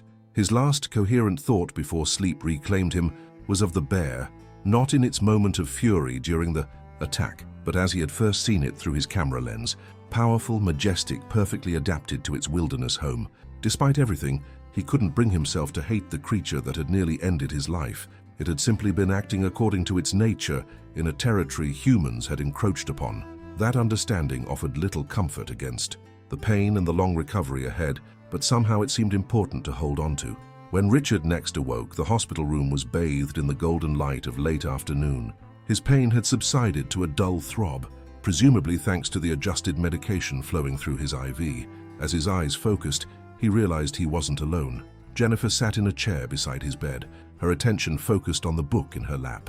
At 42, she strongly resembled her mother, Richard's late wife Karen, with the same chestnut hair and thoughtful brown eyes. Seeing her there brought an unexpected surge of emotion that tightened Richard's throat. "Jen," he managed to say, his voice still rough but stronger than before. Jennifer's head snapped up, her book forgotten as she leaned forward. "Dad, you're awake." Relief and lingering concern mingled in her expression as she gently took his uninjured right hand in both of hers. "How are you feeling?" "Like I lost an argument with a bear," Richard replied, attempting a weak smile. Jennifer's eyes filled with tears despite his attempt at humor. "Oh, Dad, when the hospital called..." She broke off, clearly struggling to maintain her composure. "They said you were in critical condition. I was so scared." "I'm sorry," Richard said softly. "I didn't mean to worry you." Jennifer shook her head firmly. "Don't apologize. This wasn't your fault. I'm just grateful you're alive." She paused, wiping away an escaped tear with the back of her hand. "The doctor said it was a miracle the bear didn't, that you survived the attack." Richard nodded slightly, wincing at the pain the movement caused in his shoulder. "I was lucky. Some hikers scared it away. Otherwise, he left the thought unfinished." They both knew what would have happened if help hadn't arrived when it did. "Do you remember much about it?" Jennifer asked hesitantly, as if uncertain whether discussing the attack might be too traumatic. Richard considered the question. The memories were there, vivid and terrifying, but strangely disjointed, like scenes from a horror movie viewed through a fractured lens. "Pieces," he admitted. "I remember taking photos at the waterfall. The bear appeared upstream. I was trying to back away when I tripped. After that, it's mostly fragments. Pain, the bear's weight on me, voices shouting." Jennifer squeezed his hand gently. "The park rangers came to see you yesterday. They wanted to know exactly where the attack happened. They're searching for the bear." This information stirred a complex mix of emotions in Richard. On one hand, he understood the necessity. A bear that had attacked a human could be dangerous to others. On the other hand, he felt a strange reluctance at the thought of the animal being hunted down and killed because of an encounter he had arguably precipitated by entering its territory. "What will they do if they find it?" he asked, though he already knew the answer. Jennifer's expression confirmed his suspicions. "They'll have to euthanize it, Dad. It's protocol when a bear attacks a human unprovoked." Richard frowned slightly. "Was it unprovoked, though? I was in its space. I might have seemed threatening to it, especially when I stumbled." "Dad, you can't blame yourself for this," Jennifer said firmly. "You weren't doing anything wrong. You were just taking pictures in a public wilderness area." "Richard," didn't argue further, but the thought still troubled him. He'd spent countless hours in those mountains over the years, had always prided himself on his respect for the wildlife and his knowledge of proper behavior in their habitat, and yet, had he been too complacent, had his familiarity with the environment led to a false sense of security that ultimately put him in harm's way. As if reading his thoughts, Jennifer continued, "The lead ranger, Martinez I think his name was, said they found your camera at the scene. It's pretty damaged, but they recovered the memory card. They were going to use the GPS data from your photos to pinpoint the exact location of the attack." The mention of his camera brought another pang of loss. That Canon had been his constant companion for years, capturing thousands of images of the wilderness he loved. Its loss seemed symbolic somehow of the larger changes this attack would force upon his life. "Did they say anything else?" Richard asked. Jennifer nodded. "Ranger Martinez said they'd come back to take your statement once you were conscious and feeling up to it. They need your account of what happened for their report, and..." She hesitated briefly. "There was a reporter from the Skagit Valley Herald who's been calling the hospital. Apparently bear attacks are rare enough around here to make the local news. The hospital's been keeping them away while you recover, but they'll probably want to talk to you eventually." Richard groaned softly. The thought of rehashing the trauma for a newspaper article held no appeal. "I don't think I'm up for becoming a local curiosity," he said. "You don't have to talk to them if you don't want to," Jennifer assured him. "But Ranger Martinez did mention that your experience could help educate others about bear safety. Something to think about, maybe, once you're feeling stronger." Their conversation was interrupted by the arrival of a different nurse, a young man who introduced himself as Tyler. He checked Richard's vital signs, changed the dressing on his shoulder wound with gentle efficiency, and administered the next dose of medications through the IV. "Your daughter can stay as long as you're up to having company," Tyler told Richard as he finished his tasks, "but try not to overdo it. Rest is still the best medicine right now." After the nurse left, Jennifer updated Richard on her family, how her husband Mark had wanted to come but stayed in Portland to look after their children, 10-year-old Sophia and 7-year-old Ethan, who were sending hand-drawn get-well cards with their grandmother when she drove up tomorrow. "Mom would have been here already," Jennifer explained, referring to Karen's mother, Elizabeth, who had remained close to Richard even after Karen's death from cancer 8 years earlier. "But she was visiting Aunt Helen in Boise when I got the call about your accident." "Accident," Richard repeated, finding the word oddly inadequate to describe what had happened to him. "That makes it sound like I slipped in the shower or fender-bended someone in a parking lot, not like I went 10 rounds with a creature that can bench press a refrigerator." Jennifer smiled slightly at his attempt at humor, though her eyes remained troubled. "The rangers estimated it was a young adult male black bear, probably around 200 pounds. Does that sound right from what you remember?" Richard tried to recall the bear as he had first seen it, before the attack. The sleek black fur, with its brownish highlights in the sunlight, the distinctive profile with its straight facial line and prominent snout. "Yes, that sounds about right. Not fully grown, I don't think, but not a juvenile either. Well, according to Ranger Martinez, even a small black bear is incredibly strong, several times stronger than a human of comparable size." Jennifer's voice took on a slight quaver. He said most people don't survive direct attacks like the one you experienced." Richard saw the fear and distress his daughter was trying to contain and wished he could do more to comfort her. "I'm still here, Jen," he said softly. "Battered and broken, but still here." Jennifer nodded, blinking rapidly to hold back tears. "I know, Dad, and I'm so grateful for that. It's just, when I think about how close it was, how easily things could have gone the other way." "But they didn't," Richard interjected gently. "And now we deal with what is, not what might have been." Jennifer took a deep breath and visibly composed herself. "You're right. And what is that you've got a long recovery ahead of you, which brings me to something we need to discuss." Her tone shifted, becoming more practical. "You won't be able to stay alone at your cabin while you recover. The doctor mentioned you'll need assistance with daily activities for quite a while, especially with your dominant arm out of commission." Richard had been so focused on the immediate situation, the pain, the injuries, the hospital stay, that he hadn't yet thought through the practical implications for his life going forward. Now the reality began to sink in. His cabin, while comfortable, was isolated and not well suited for someone with limited mobility. The bathroom was small, with a shower stall that would be difficult to navigate on crutches or with a walker. The bedroom was upstairs, accessible only by a somewhat steep staircase. "I've been thinking," Jennifer continued when Richard didn't immediately respond, "that you should come stay with us in Portland after you're discharged from rehab. We have the guest room on the first floor, and Mark and I can help with whatever you need. The kids would love having you there too." The offer was generous and made practical sense, but Richard felt a reflexive resistance to the idea. He valued his independence fiercely, had built his retirement life around the freedom to come and go as he pleased, to immerse himself in nature whenever the mood struck. The thought of becoming dependent on his daughter and son-in-law, of disrupting their family routine with his needs, was deeply uncomfortable. "That's very kind, Jen," he said carefully, "but I don't want to impose on you and Mark. You both work full-time, and the kids have their activities. I'll figure something out." Jennifer's expression turned stubborn, another trait she'd inherited from her mother. "It's not an imposition, Dad. It's family taking care of family, and it's not forever, just until you're mobile enough to manage on your own again." Before Richard could formulate a response, there was a light knock at the door.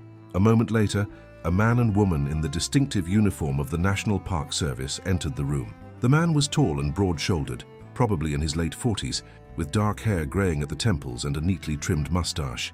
The woman was younger, perhaps in her early 30s, with her blonde hair pulled back in a practical ponytail. "Mr. Coleman," the man said, his voice carrying the slight accent of someone who had grown up speaking Spanish before English. "I'm Chief Ranger Gabriel Martinez from the North Cascades National Park Service. This is Ranger Wilson. We've been handling the investigation into your bear encounter. We're glad to see you conscious. How are you feeling?" "Like I've been hit by a truck," Richard replied honestly. "But I'm told I'm lucky to be alive, so I can't complain too much." Ranger Martinez nodded solemnly. "Very lucky indeed, sir. Black bear attacks are rare, and fatal ones even rarer, but they do happen. May we come in for a few minutes? We'd like to ask you some questions about the incident, if you're up to it." Richard glanced at Jennifer, who nodded encouragingly. "Go ahead," he told the Rangers. "Though I'm not sure how helpful I'll be. Parts of it are still a blur." Ranger Wilson pulled out a small notebook and pen as Martinez took the lead in the questioning. "Just tell us what you remember, Mr. Coleman. Every detail helps, even if it seems insignificant to you." Richard recounted the events as best he could. His hike to Rainy Lake Falls, setting up his equipment, spotting the bear upstream, his attempt to photograph it from a distance, the sudden shift in the wind that had carried his scent to the animal, his efforts to back away slowly, the stumble that had seemingly triggered the bear's charge, and what he remembered of the attack itself before losing consciousness. Martinez listened attentively, occasionally asking for clarification on specific points. Had the bear shown any signs of aggression before charging? Had Richard noticed any cubs in the area? Was the bear feeding when Richard first observed it? Had Richard had food with him, and if so, had it been properly secured? "No cubs that I saw," Richard answered, "and no obvious aggression until I stumbled and dropped my camera. It seemed startled more than angry at first, though that changed quickly enough. I did have a packed lunch in my backpack, but it was still sealed in its container. I've hiked these mountains for years. I know better than to leave food exposed in bear country." Martinez nodded, his expression neutral and professional. "We're not questioning your wilderness knowledge, Mr. Coleman. We're just trying to establish a complete picture of the encounter. Black bears aren't typically aggressive toward humans, unless they feel threatened or are protecting cubs or a food source. Even then, they usually prefer to avoid confrontation if possible." "I know," Richard said, feeling a strange need to defend the bear that had nearly killed him. "It was probably just as startled as I was. I don't think it set out that morning looking for a photographer to maul."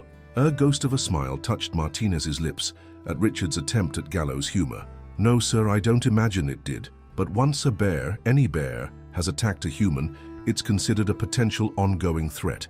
We have protocols we have to follow." "You're going to kill it," Richard said flatly. It wasn't a question. Martinez's expression turned grave. "If we can positively identify the specific bear involved, yes, it would be euthanized. It's not a decision we make lightly, but human safety has to be our priority." Richard understood the reasoning, but a part of him still rebelled against it. "And have you found it? The bear that attacked me?" The Rangers exchanged a brief glance before Martinez answered. "We've been searching the area around Rainy Lake Falls since the incident was reported. We've found signs of bear activity. Tracks, scat, some damaged vegetation, but no direct sighting of the animal itself. Black bears can range over considerable territory, so it may have moved on from the immediate area. We have set up trail cameras," Ranger Wilson added, speaking for the first time. Her voice was unexpectedly deep and authoritative for her slight frame. "If the bear returns to the vicinity of the falls, we should be able to identify it.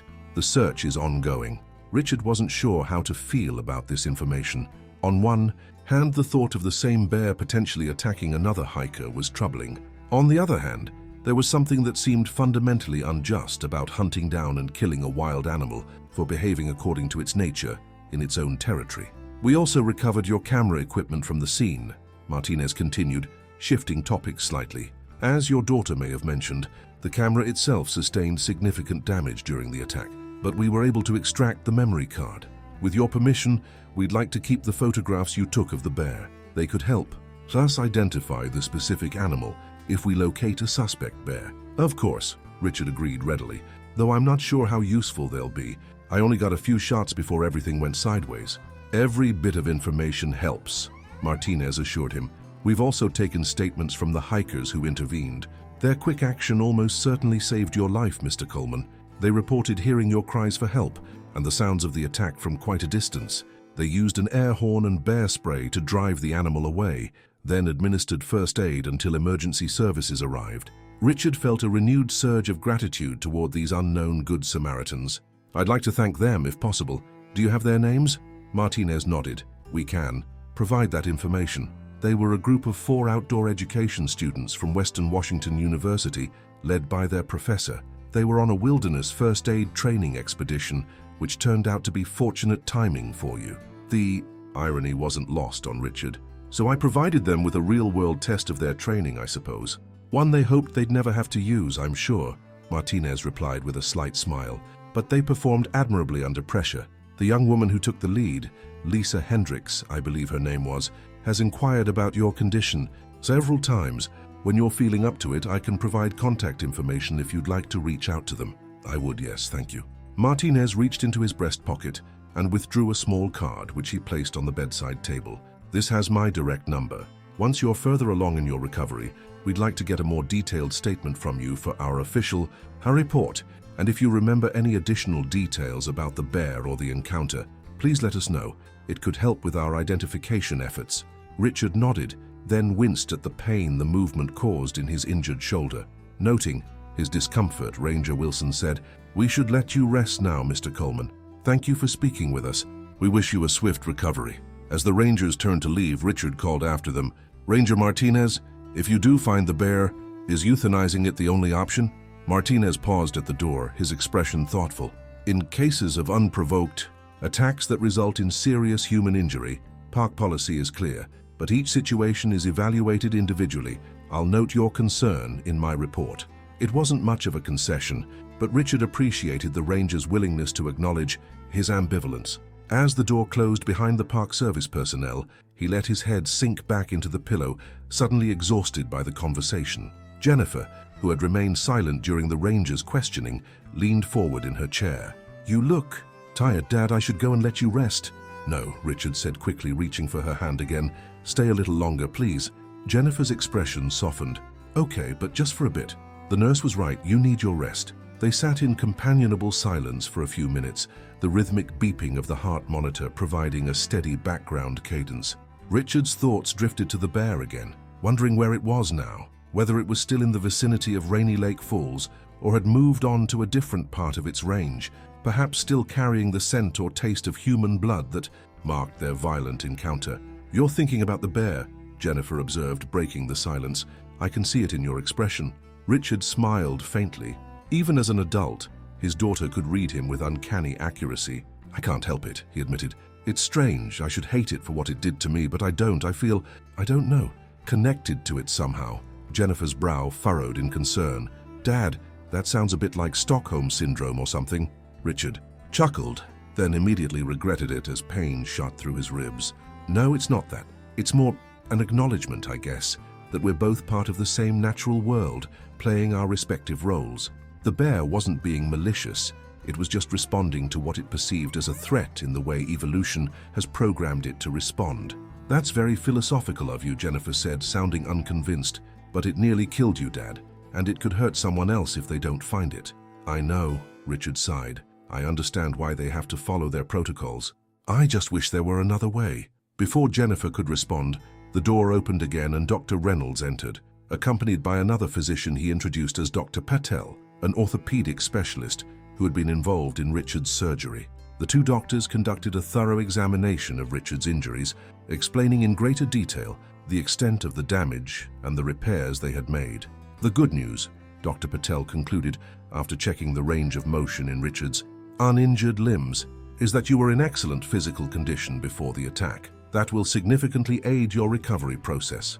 Patients with good baseline fitness tend to regain function more quickly and completely after traumatic injuries. Richard thought of his regular hiking regimen, the miles he covered each week in the mountains he loved, the daily exercises he performed to maintain the strength and flexibility that allowed him to navigate difficult terrain with his heavy camera equipment.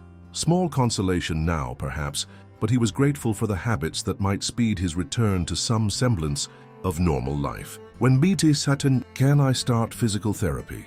he asked, already thinking ahead to the work of rebuilding his strength. Dr. Patel smiled at his eagerness. "We'll begin with some very gentle movements while you're still here in the hospital, primarily to prevent stiffness and muscle atrophy. Once your wounds have healed sufficiently and you've moved to the rehabilitation facility, you'll start a more structured program. But I must emphasize that this will be a gradual process, Mr. Coleman. Your body has experienced severe trauma and needs time to heal. Pushing too hard too soon could set back your recovery significantly." "I understand," Richard said, though inwardly he chafed at the thought of the long, slow process ahead. Patience had never been his strongest virtue, especially when it came to physical limitations. As the doctors completed their examination and prepared to leave, Jennifer stood as well. "I should go too, Dad. You look exhausted, and I need to call Mark and update him on your condition. I'll be back tomorrow morning." Richard wanted to protest, to ask her to stay longer, but he recognized the selfish impulse for what it was. Jennifer had her own life, her own family to consider, and the doctors were right, he needed rest. Already he could feel his eyelids growing heavy. The combination of pain medication, physical trauma, and emotional exhaustion taking its toll. "Tomorrow then," he agreed, squeezing her hand weakly. "Give my love to Mark and the kids, and thank you, Jen, for being here." Jennifer leaned down and pressed a gentle kiss to his forehead, mindful of the various bruises and lacerations that marked his face. "Always, Dad. Try to get some rest." As the door closed behind his daughter, Richard let his eyes drift shut. Sleep came quickly, but it was not peaceful. In his dreams, he was back at Rainy Lake Falls, the rushing water drowning out all other sounds as he focused his camera on the pristine cascade. Then, without warning, the scene shifted, and he was running through dense forest, pursued by a shadow he could not quite see, but knew was close behind, gaining with each labored breath he took. He tried to call for help, but no sound emerged from his throat. The shadow drew closer, its presence palpable now, and Richard knew he could not outrun it much longer. He awoke with a start, heart pounding painfully against his ribs, to find the hospital room darkened for night, illuminated only by the soft glow of monitoring equipment and the sliver of light from the hallway that seeped in around the partially closed door. A night nurse had appeared at his bedside, alerted by the sudden acceleration in his heart rate. "Bad dream?" she asked sympathetically, checking his IV lines and adjusting his blankets. "Yes," Richard admitted, still half caught in the lingering tendrils of the nightmare. "Very bad. Not surprising considering what you've been through," the nurse said matter-of-factly as she recorded his vital signs on a chart. "Would you like something to help you sleep more soundly?" The doctor left orders for a mild sedative, if needed. Richard considered the offer but shook his head slightly. "No, thank you. I think I'm okay now." The nurse nodded and dimmed the brightness on one of the monitors.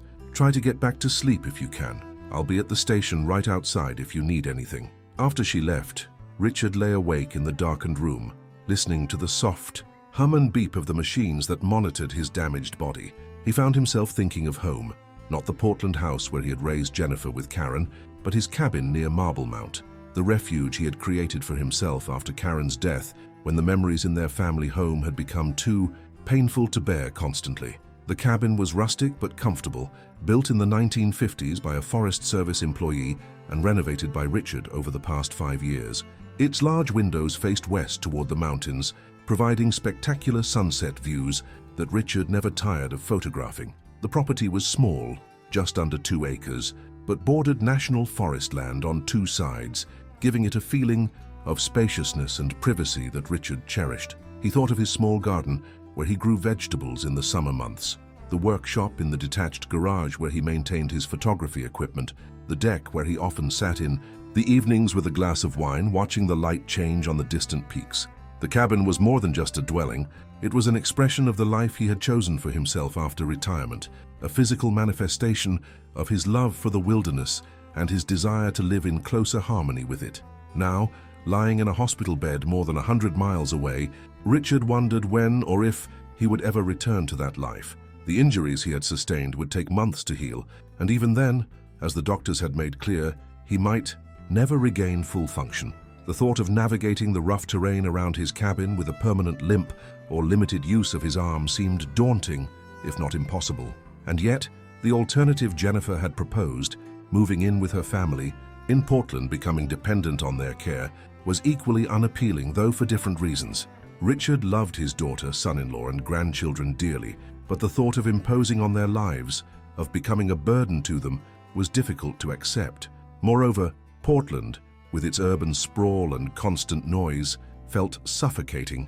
After years of living with the mountains practically at his doorstep, there were no easy answers, Richard realized, as he lay there in the darkness. Every potential path forward involved compromise and loss. But dwelling on these difficulties now, when his body was still mending from its traumatic encounter with one of nature's most powerful predators, seemed premature and counterproductive. First, he needed to heal. Then he could decide what shape his future would take. With that thought anchoring him, Richard closed his eyes again and focused on his breathing, a technique he had learned years ago during a brief exploration of meditation. He imagined each breath flowing to the injured parts of his body, carrying healing energy, and each exhalation taking away pain and fear. Gradually, his racing thoughts slowed, and sleep returned, this time blessedly free of nightmares. The days that followed fell into a hospital routine that became increasingly familiar to Richard. Mornings began with vital sign checks and medication, followed by brief sessions with a physical therapist who helped him perform simple exercises in bed to maintain circulation and prevent muscle atrophy. Jennifer visited daily, sometimes accompanied by her husband Mark when he could make the drive from Portland. Richard's mother-in-law Elizabeth arrived as promised and became a regular presence as well, her practical, no-nonsense approach to his injuries somehow more comforting than sympathy would have been. "You always did have to do everything the hard way, Richard," she remarked dryly during one visit as she helped him adjust his position in bed. At 75, Elizabeth remained remarkably spry and independent, her silver hair still styled in the neat bob she had worn for as long as Richard had known her. "Couldn't just stick to photographing birds or rabbits, could you? Had to go looking for apex predators." "I wasn't looking for the bear, Liz," Richard protested, though he appreciated her attempt to lighten the mood with humor. "It found me." Elizabeth replied skeptically. "And I suppose you weren't trying to get closer for a better shot when it decided you looked like lunch?" Richard had the grace to look slightly abashed. "Well, I might have moved a little closer, for compositional purposes." Elizabeth fixed him with the same stern look she had once directed at her daughter when Karen had tried to sneak in past curfew as a teenager. "Compositional purposes," she repeated flatly.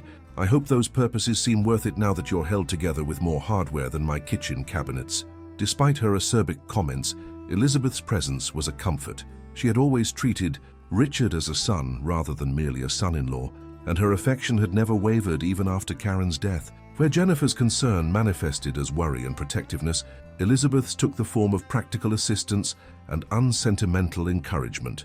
She brought him books to read during the long, monotonous hours in the hospital, helped him navigate the bland hospital food by smuggling in occasional contraband treats, and most importantly, listened without judgment when he needed to talk through his frustrations and fears. "I don't know what I'm going to do, Liz," Richard confessed on the 5th day after regaining consciousness, when the reality of his situation had fully sunk in. "I can't go back to the cabin, not right away at least, but the thought of imposing on Jennifer and Mark—" "Nonsense," Elizabeth interrupted. "That's what family is for. You'd do the same for any of them in a heartbeat. Besides, it's not forever, just until you're back on your feet." She paused, then added more gently, "And you know as well as I do that Karen would expect me to knock some sense into that stubborn head of yours if you tried to be heroically independent at the expense of your recovery." The mention of his late wife brought both a pang of loss and a smile to Richard's face. Karen had indeed been fierce about taking care of those she loved, a quality she had passed on to their daughter. "You're right," he admitted. "She would." "Of course I'm right," Elizabeth said with satisfaction. "I usually am. Now, the real question is what you're going to do after you've recovered. Will you go back to the mountains and your photography? It was a question Richard had been asking himself repeatedly over the past days, with no clear answer emerging. The bear attack had shaken him more deeply than he cared to admit, not just physically, but psychologically. The wilderness, that had always been his sanctuary, now seemed shadowed by a new awareness of its dangers. And yet the thought of giving up the life he had built for himself, the connection to nature that had sustained him through grief and into a new chapter of his life, was equally unthinkable. "I don't know," he answered honestly. "I want to, but I don't know if I'll be able to. Physically or," he hesitated, "or otherwise." Elizabeth regarded him thoughtfully. "You're afraid," she stated, not unkindly. Richard wanted to deny it, to preserve some semblance of the capable, confident man he had always considered himself to be. But there was little point in dissembling to Elizabeth, who had known him for over 40 years and could read him almost as well as Karen had. "Yes," he admitted quietly, "I am. Not just of another attack, though there's that too, but of not being able to do the things I love anymore. Of being diminished." Elizabeth nodded, understanding in her eyes. "That's a reasonable fear given what you've been through. But Richard, if there's one thing I've learned in 75 years on this earth, it's that we human beings are remarkably adaptable creatures. We find new ways to do the things we love, or we find new things to love. Either way, life continues, and often in ways we couldn't have imagined." Before Richard could respond, there was a knock at the door, and Dr. Reynolds entered, accompanied by a younger doctor he introduced as Dr. Chen from the Rehabilitation Department. "Mr. Coleman," Dr. Reynolds began, "I have good news. Your recovery is progressing well enough that we're planning to transfer you to the inpatient rehabilitation facility the day after tomorrow. Dr. Chen will be overseeing your care there and can explain what to expect." Dr. Chen, a petite woman with a brisk, efficient manner, outlined the rehabilitation process. Intensive physical and occupational therapy sessions multiple times daily, gradual reintroduction to activities of daily living, pain management strategies, and eventually preparation for the transition home, or, in Richard's case, to his daughter's home for continued outpatient rehabilitation. "The average stay in our facility for injuries similar to yours is 2 to 3 weeks, Dr. Chen concluded, "but each case is unique, and your progress will determine the actual length of your stay. Do you have any questions, Mr. Coleman?" Richard had several, primarily concerning the practical details of the transfer and the specific therapies he would undergo. As the doctors answered his queries, he found himself feeling a tentative sense of optimism for the first time since the attack. The move to rehabilitation represented progress, a step closer to whatever his new normal would become. After the doctors left, Elizabeth rose from her chair. "I should go too," she said. "Jennifer is picking me up to take me back to their house for dinner. She mentioned bringing the children to visit tomorrow, if you're feeling up to it." "I'd like that," Richard said sincerely. He had missed his grandchildren and looked forward to seeing them, though he worried about frightening them with his injured appearance. Elizabeth seemed to read his concern. "She's prepared them," she assured him. "Told them that Grandpa had an accident and looks a bit banged up, but is getting better. They're tough kids, Richard. They'll be okay." After Elizabeth left, Richard was alone with his thoughts again. The conversation with the doctors had energized him somewhat, giving him a clearer picture of the path ahead. 2 to 3 weeks of intensive rehabilitation, followed by continued outpatient therapy in Portland.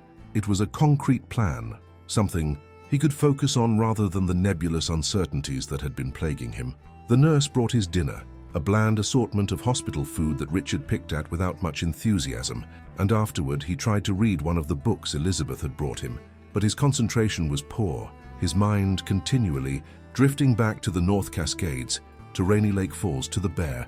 He wondered if the rangers had found the animal yet. Their last update, delivered by Ranger Wilson during a brief visit the previous day, had indicated no success in locating the specific bear that had attacked him. Trail cameras had captured images of several black bears in the general vicinity, but none that could be positively identified as the culprit. The search was ongoing, but with each passing day, the likelihood of finding and identifying the right bear diminished. Richard was surprised to find himself relieved by this news, despite understanding the necessity of the Park Service's protocols regarding bears that had attacked humans. A part of him hoped that this particular bear would elude capture, would continue its life in the wilderness it was born to inhabit. His reflections were interrupted by another knock at the door. Expecting a nurse or orderly, Richard called out, "Come in," without looking up from his book. Mr. Coleman?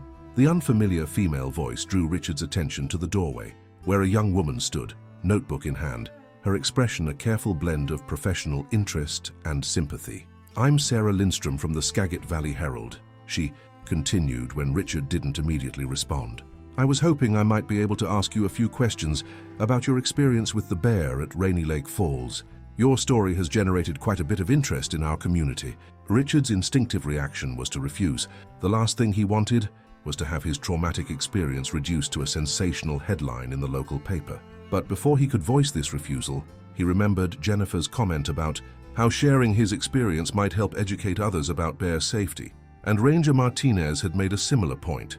"I'm not sure I have much to say that would be of interest to your readers, Ms. Lindstrom," Richard said cautiously.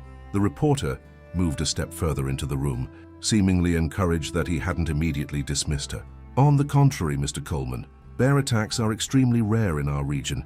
Your experience provides a valuable opportunity to educate the public about wildlife safety, and I understand from the Park Service that you're an experienced outdoorsman and wildlife photographer. Your perspective would be particularly valuable." Richard considered this for a moment. If his story could help prevent someone else from making the same mistakes he had made, perhaps there was value in sharing it, despite his discomfort with the idea of publicity. "You can ask your questions," he said finally, "but I reserve the right not to answer any that I find too personal." Sarah Lindstrom nodded eagerly, pulling a small digital recorder from her pocket. "Of course. Is it all right if I record our conversation? It helps ensure I quote you accurately." After Richard's nod of agreement, she activated the recorder and began with basic questions about his background as a photographer, his familiarity with the North Cascades, and his activities on the day of the attack. Richard answered carefully, trying to provide factual information without dramatizing the events. "So in your opinion," Lindstrom asked after Richard had recounted the attack itself in deliberately measured terms, "what caused the bear to charge? Was there something specific that triggered its aggression?" Richard considered the question thoughtfully. "I think several factors came into play. First, I was probably closer to the bear than I should have been, even though I was using a telephoto lens.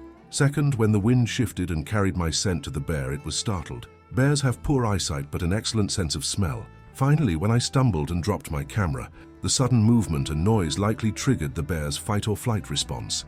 In this case, it chose fight." Lindstrom nodded, making notes in her small notebook despite the recorder. "And, looking back now, is there anything you would have done differently to prevent the attack? Besides not being there at all?" Richard replied with a touch of grim humor. "Yes, several things. I should have been making more noise as I hiked, to alert wildlife to my presence. Bears typically avoid humans if they know we're coming. I should have maintained a greater distance when photographing the bear, and I should have backed away more quickly when I realized it had detected my presence. Most importantly, I should have been hiking with a partner. If I hadn't been alone, this might never have happened, or at least help would have been immediately available." "That's valuable advice," Lindstrom said, looking up from her notes. "Do you think most hikers and photographers in our area are sufficiently educated about bear safety?" Richard shook his head slightly. "Probably not. Even I, who considered myself knowledgeable about wilderness safety, clearly made errors in judgment. I think many people either overestimate the danger, seeing bears as actively predatory toward humans, which they generally aren't, or they underestimate it, viewing bears as essentially harmless or even cuddly, which is equally inaccurate. Bears are wild animals with their own behaviors and motivations. They're not malicious, but they are powerful and can be dangerous if they feel threatened." The interview continued for about 20 minutes, with Lindstrom asking thoughtful questions about wildlife photography ethics, human-wildlife conflict in expanding recreational areas, and Richard's outlook on his recovery. To his mild surprise, Richard found the conversation less intrusive than he had feared. The reporter seemed genuinely interested in providing her readers with accurate information rather than sensationalizing his experience. "One final question, if I may," Lindstrom said as she prepared to conclude the interview. "The Park Service has been searching for the bear that attacked you, as per their protocol for serious incidents. Do you have any thoughts on that?" Richard hesitated, aware that his personal feelings on this matter might not align with official park policy or public sentiment. "I understand why they have to follow their protocols," he said finally. "Human safety has to be the priority in managed wilderness areas. But speaking purely personally, I find it difficult to blame the bear for acting according to its nature. I was in its territory, not the other way around. Lindstrom looked up sharply at this response, clearly finding it unexpected. So you wouldn't feel a sense of justice, I suppose, if they found and euthanized the bear? No, Richard said simply. I wouldn't. What happened to me was traumatic, and I'll be dealing with the consequences for the rest of my life. But it wasn't a crime that requires punishment. It was an unfortunate encounter between two species trying to occupy the same space, with very different rules for doing so. After Lindstrom left, promising to send a copy of the article for Richard's review before publication, he found himself reflecting on the conversation. There had been something almost therapeutic about articulating his thoughts on the attack, about framing it in terms of a wildlife encounter rather than a personal assault. The bear hadn't targeted him specifically, it had simply reacted to a perceived threat in its environment. Understanding this didn't diminish the trauma or pain Richard had experienced, but it did provide a context that made it easier to process. The following day brought the promised visit from his grandchildren, who entered his hospital room with a mix of trepidation and curiosity. Sophia, at 10, was old enough to understand the seriousness of her grandfather's injuries and maintained a solemn demeanor as Jennifer explained which parts of Grandpa were hurt and needed extra gentle treatment. 7-year-old Ethan, however, was full of questions and barely contained excitement about his grandfather's bear fight. "Did you punch it in the nose, Grandpa?" he asked eagerly, climbing carefully onto the edge of the bed with Jennifer's assistance. "Bobby at school said you should punch bears in the nose if they attack you." Richard couldn't help but smile at his grandson's enthusiasm, even as he noted the flash of concern that crossed Jennifer's face at the graphic nature of the conversation. "No, Ethan, I didn't punch it in the nose. I did hit it with a rock, though, which probably wasn't much more effective. Bears are very strong, much stronger than people." "Stronger than even Dad?" Ethan asked, wide-eyed. Mark was tall and athletic, coaching high school basketball in addition to his job as a physical education teacher. "Much stronger than Dad," Richard confirmed. "That's why it's important to be very careful around wild animals, especially big ones like bears. They're not mean or bad, but they can be dangerous if they feel scared or threatened." Sophia, who had been listening quietly, spoke up. "Is that why the bear hurt you, Grandpa? Because it was scared?" Richard nodded, grateful for his granddaughter's perceptiveness. "That's exactly right, Sophia. I got too close to it, and when it realized I was there, it got frightened. Bears usually run away from people, but sometimes, if they're surprised or if they think they can't escape, they'll attack instead. Like when Milo gets scared by the vacuum cleaner and hisses and tries to scratch," Sophia said thoughtfully, referring to the family's somewhat temperamental cat. "Very similar," Richard agreed, "except bears are much bigger than Milo, with much sharper claws and teeth." Jennifer, who had been watching this exchange with a mixture of concern and admiration for her father's candid but age-appropriate explanations, now stepped in. "Okay, that's probably enough bear talk for today. Grandpa needs his rest, and you, too, brought him something special, remember?" The children's faces lit up at the reminder, and Sophia carefully handed Richard a large, homemade card decorated with colorful drawings and glitter. Inside, both children had written get-well messages and drawn pictures. Sophia's a remarkably detailed rendering of a mountain landscape, similar to the view from Richard's cabin, and Ethan's a somewhat less anatomically accurate but enthusiastic depiction of what appeared to be Richard taking a photograph of a bear from a safe distance. "This is wonderful," Richard said sincerely, touched by their efforts. "I'll keep it right here where I can see it every day." The visit continued with the children updating Richard on their school activities and sports, carefully avoiding further mention of the bear attack, likely at Jennifer's prior instruction. When it was time for them to leave, they each hugged him gently, mindful of his injuries, and promised to see him soon in Portland, where they had already begun preparing the guest room for his arrival. After they left, Richard dozed, the emotional and physical toll of the visit having exhausted him more than he had anticipated. He was awakened sometime later by the arrival of dinner and a nurse with his evening medications. As he picked at the uninspiring hospital food, his thoughts turned once again to the future. The visit from his grandchildren had stirred a complex mix of emotions.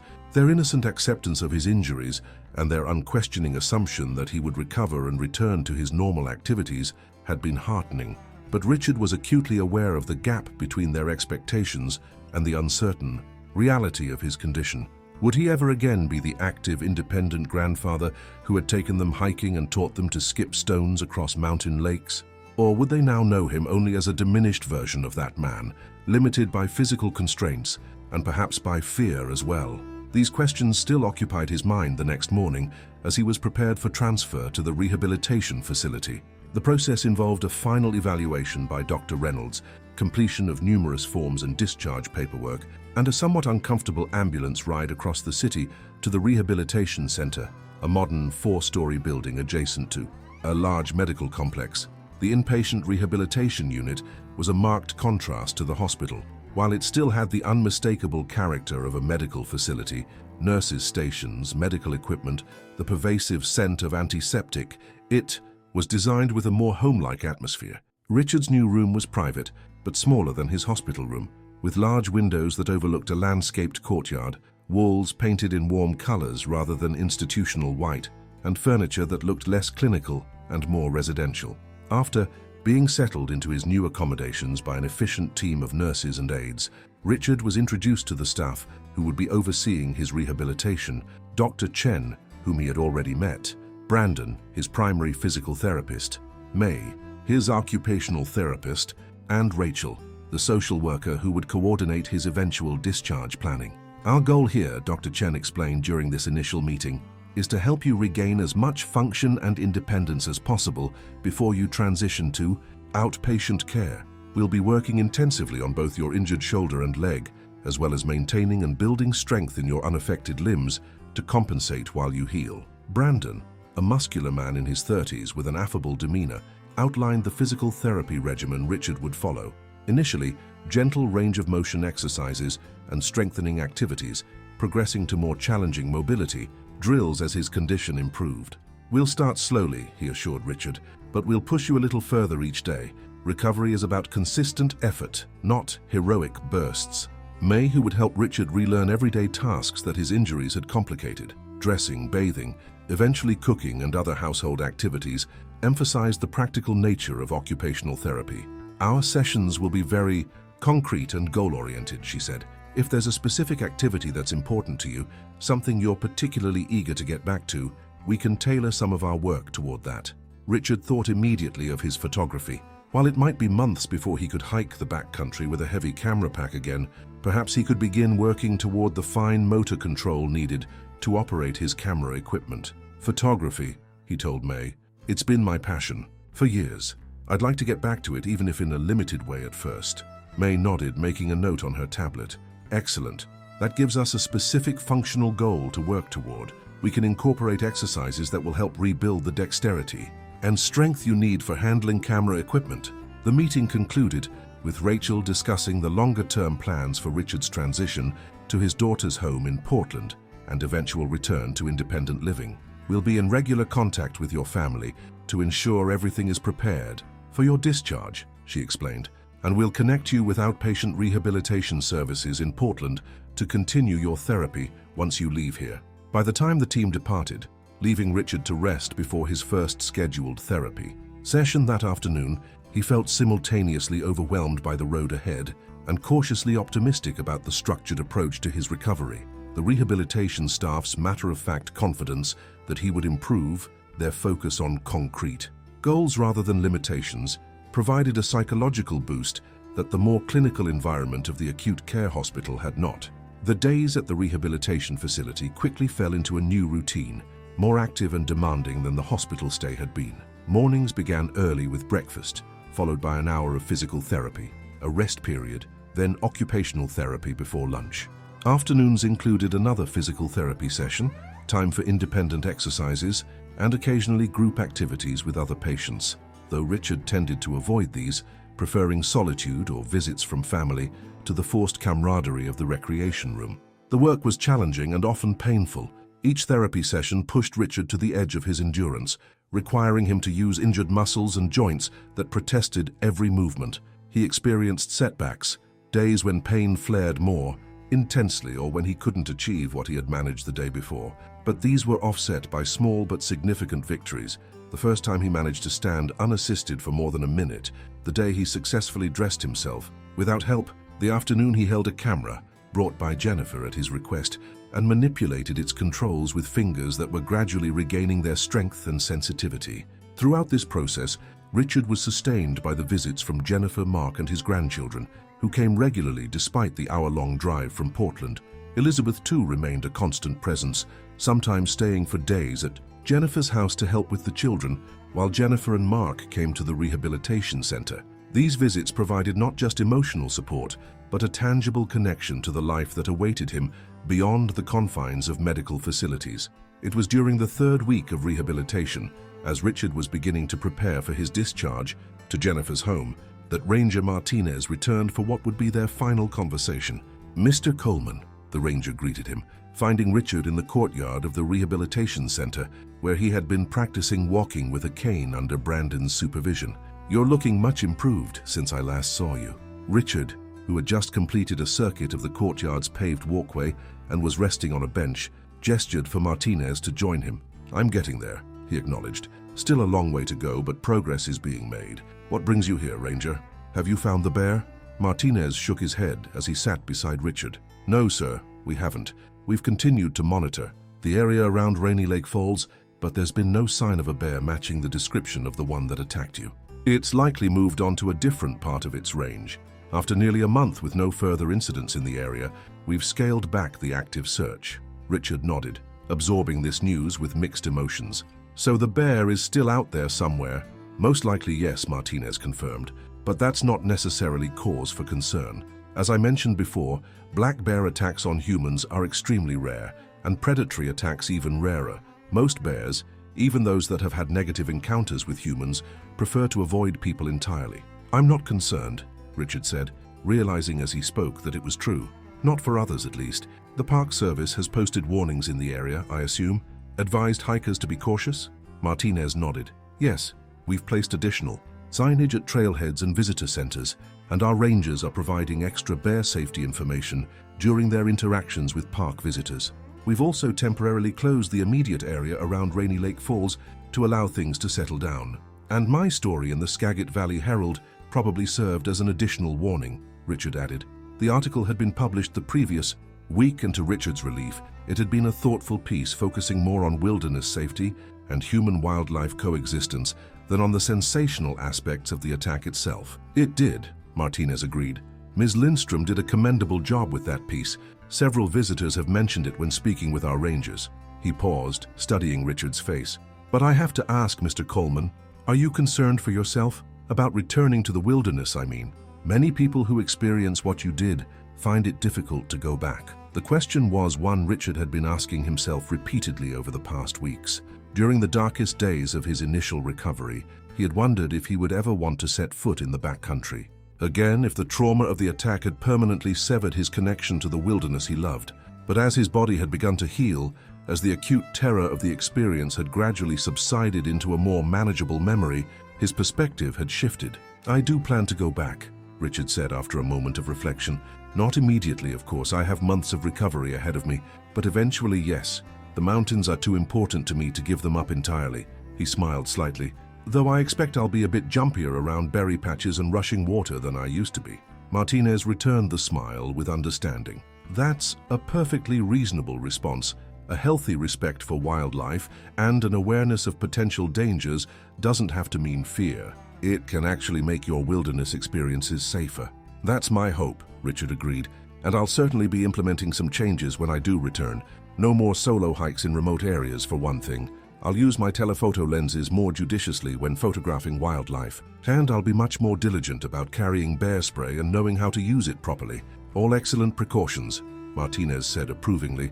He reached into his jacket pocket and withdrew a small package wrapped in tissue paper. "Which brings me to the real reason for my visit today. The group of students who came to your aid. They asked me to deliver this to you. They pooled their resources to purchase it." Richard accepted the package curiously and carefully unwrapped it to reveal a brand new canister of bear spray, complete, with a holster designed to attach securely to a belt or backpack. "It's a different model than the one you had," Martinez explained. "This one has a better range and dispersal pattern, and the holster is designed for quicker access in an emergency. The students thought it might provide some peace of mind when you're ready to return to the mountains." Richard was touched by the thoughtfulness of the gesture from the young people who had saved his life, strangers whom he had never properly met and had only the haziest recollection of from the moments after the attack. "Please convey my thanks to them," he said, his voice rougher than usual with emotion. "This is very kind. You can tell them yourself if you'd like." Martinez suggested. "They left contact information and mentioned they'd be happy to hear from you when you felt up to it." He handed Richard a folded slip of paper with several names and email addresses. "No pressure, of course, but they've asked about your recovery several times." Richard took the paper, resolving to reach out to these good Samaritans as soon as he was settled at Jennifer's house. "I appreciate this, Ranger Martinez, and all your follow-up throughout this incident." Martinez stood, preparing to leave. "Just doing my job, Mr. Coleman, though I hope our next interaction can be under more pleasant circumstances. Perhaps you'll stop by the ranger station when you return to the North Cascades. I'd be happy to suggest some new photography locations, ones with excellent vantage points but minimal bear activity." He smiled to soften the suggestion. After the ranger departed, Richard remained in the courtyard for a while, turning the new bear spray canister over in his hands, his thoughts once again returning to the bear. Somewhere in the vast wilderness of the North Cascades, the animal that had nearly ended his life was continuing its existence, perhaps at this very moment foraging for berries or fish, unaware of the impact it had had on Richard's life. In the nearly 4 weeks since the attack, Richard had come to realize that his feelings about the bear were more complex than simple fear or anger. There was a degree of respect for the creature's power and the primordial energy it had exhibited during their brief, violent encounter. There was a philosophical acceptance that both he and the bear had been acting according to their natures in a situation neither had sought, and there was something else, a sense of connection, perhaps, to an event that had fundamentally altered his understanding of his place in the natural world. He had been humbled by the experience, forced to confront his own physical vulnerability in a way that most modern humans are spared. That humbling had been painful, both literally and figuratively, but it had also been clarifying. Richard knew, now with a certainty he had never before possessed, that his passion for the wilderness and wildlife photography wasn't just a retirement hobby or even a second career. It was integral to his identity, to his sense of purpose and meaning in the world. That certainty would sustain him through the difficult months of recovery ahead, through the frustrations of dependence and the hard work of rebuilding his strength. And when he eventually returned to the mountains, more cautious perhaps, more aware of his limitations, but no less committed to documenting the beauty and power of the natural world, he would carry with him not just the physical scars of his encounter with the bear, but also a deeper, more nuanced understanding of the wilderness he loved and his place within it. As the afternoon sun began to dip toward the western horizon, casting long shadows across the courtyard's neat paths and flower beds, Richard levered himself carefully to his feet, steadying himself with the cane that was still a necessary support for his healing leg. With the bear spray in one hand and the cane in the other, he made his way slowly back into the rehabilitation center, where Jennifer would be arriving soon to discuss the final plans for his discharge and journey to Portland. The path ahead would not be easy, but it was becoming clearer with each passing day. And somewhere beyond the walls of the rehabilitation center, beyond the suburbs of Seattle and the urban sprawl of Portland, the mountains waited for his return, unchanged by his absence, indifferent to his trauma, eternal in their towering presence. Richard would go back to them when he was ready, on new terms perhaps, but with the same reverence and passion that had always driven him. The bear had taken much from him on that fateful morning at Rainy Lake Falls, but it had not taken that. The morning air bit at Brenda Morgan's cheeks as she loaded the last of the mail parcels into her white Postal Service Jeep. September in northwest Montana brought the first whispers of winter, with frost-tipped grass crunching beneath her boots as she moved methodically through her routine. At 42, Brenda had been delivering mail on rural Route 7 out of Whitefish for nearly 15 years, long enough that the winding dirt roads and scattered cabins felt more familiar than her own modest ranch house on the outskirts of town. "Looks like the Hendersons are getting their usual catalogs," she muttered to herself, organizing the stack of mail for the remote cabins. Talking to herself had become a habit over the years. The job was solitary by nature, especially on this route that stretched deep into the forest edges of the Flathead National Forest. The route was considered challenging because of its remoteness, but Brenda had requested it specifically after her divorce. The solitude suited her, giving her hours with her thoughts as she navigated the rutted dirt roads that meandered through some of the most beautiful country in America. Brenda checked her watch, 6:15 a.m.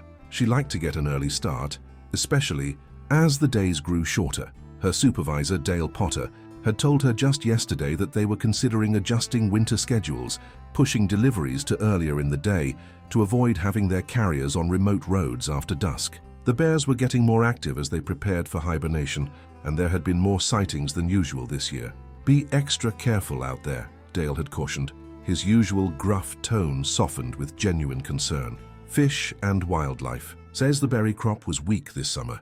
Bears are hungry and coming down lower looking for food before denning up. Brenda had nodded, appreciating the warning but not particularly worried. In 15 years, she'd spotted bears perhaps a dozen.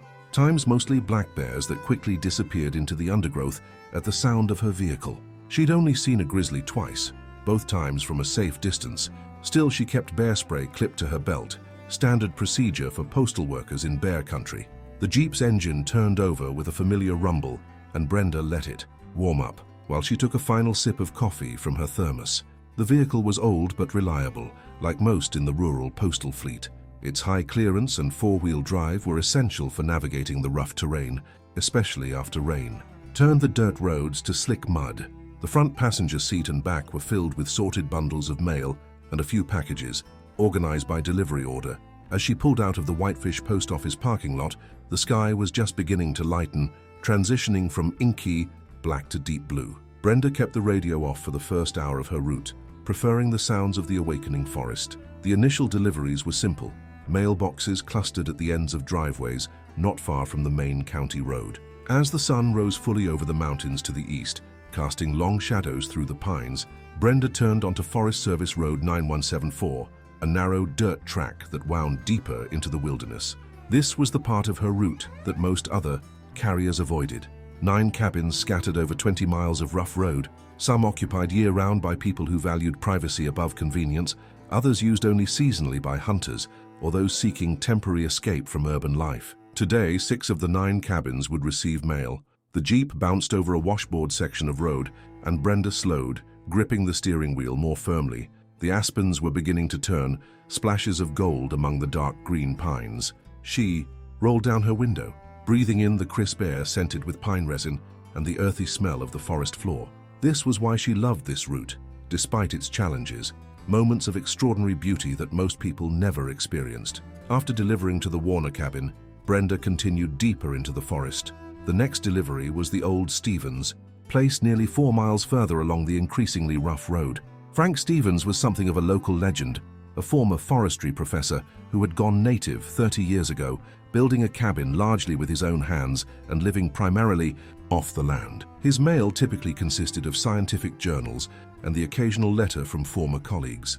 As Brenda rounded a bend where the road narrowed further, hugging the edge of a steep hillside, she saw something that made her instinctively tap the brakes. About 50 yards ahead, a massive form ambled onto the dirt road from between the trees. Even at this distance, there was no mistaking what it was, a grizzly bear, and one of considerable size. Brenda's breath caught in her throat. She'd been trained for this situation. Stop the vehicle. Don't honk or make sudden noises. Wait for the bear to move along. The grizzly didn't appear to have noticed her yet, its head low as it snuffled at something on the road. Brenda put the Jeep in park but kept the engine running. She reached for her cell phone, though she knew it would show no service this deep in the mountains. For nearly 5 minutes, Brenda sat still, watching the bear through her windshield. It seemed in no hurry to move, occasionally pawing at the dirt before taking a few lumbering steps.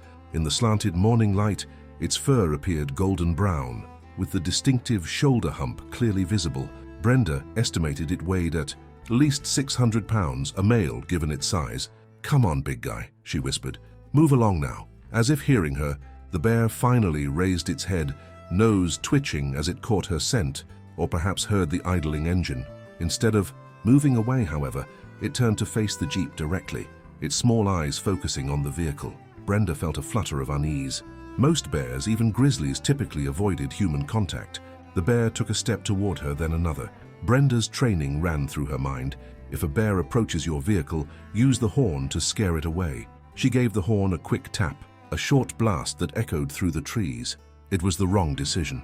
Instead of startling and retreating as expected, the grizzly's reaction was immediate and violent.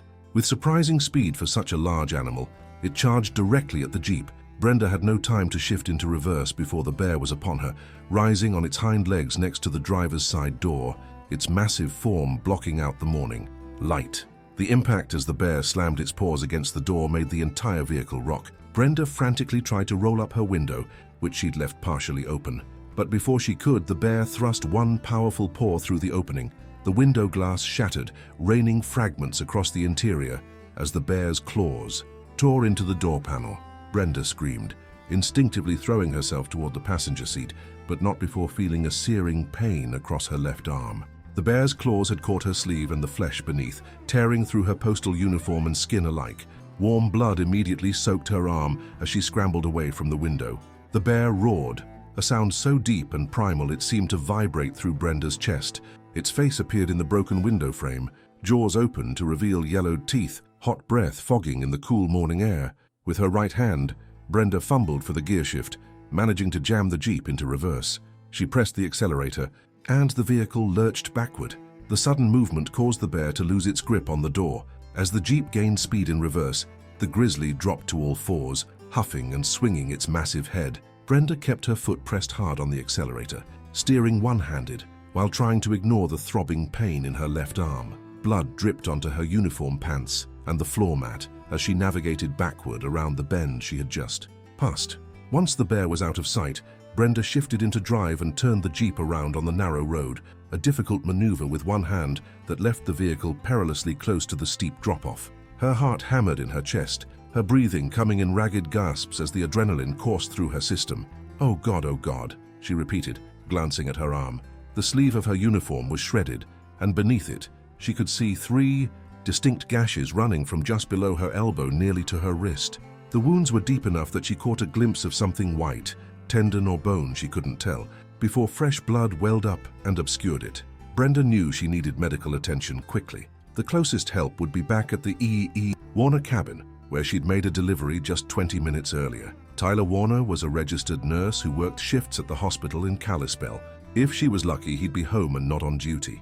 As she drove, Brenda struggled to keep pressure on her arm while steering. The forest around her, which had seemed so peaceful earlier, now felt ominous. Shadows between trees, potentially concealing more threats. She kept checking her rearview mirror, terrified of seeing the bear in pursuit, though logically she knew the grizzly couldn't match the Jeep's speed. After what seemed an eternity but was likely only 10 minutes, Brenda saw the E turn off to the Warner cabin. She steered the Jeep down the short driveway, gravel crunching beneath the tires, and came to a stop next to Tyler's blue pickup truck. Relief flooded through her. He was home. Brenda honked the horn repeatedly, unwilling to exit the vehicle until she was sure of help. The cabin door opened almost immediately and Tyler Warner appeared on the porch, initially looking annoyed at the disturbance. His expression quickly changed to alarm as he saw the damaged Jeep and Brenda's bloodied appearance through the windshield. "Brenda, what the hell happened?" he called, jogging toward the vehicle.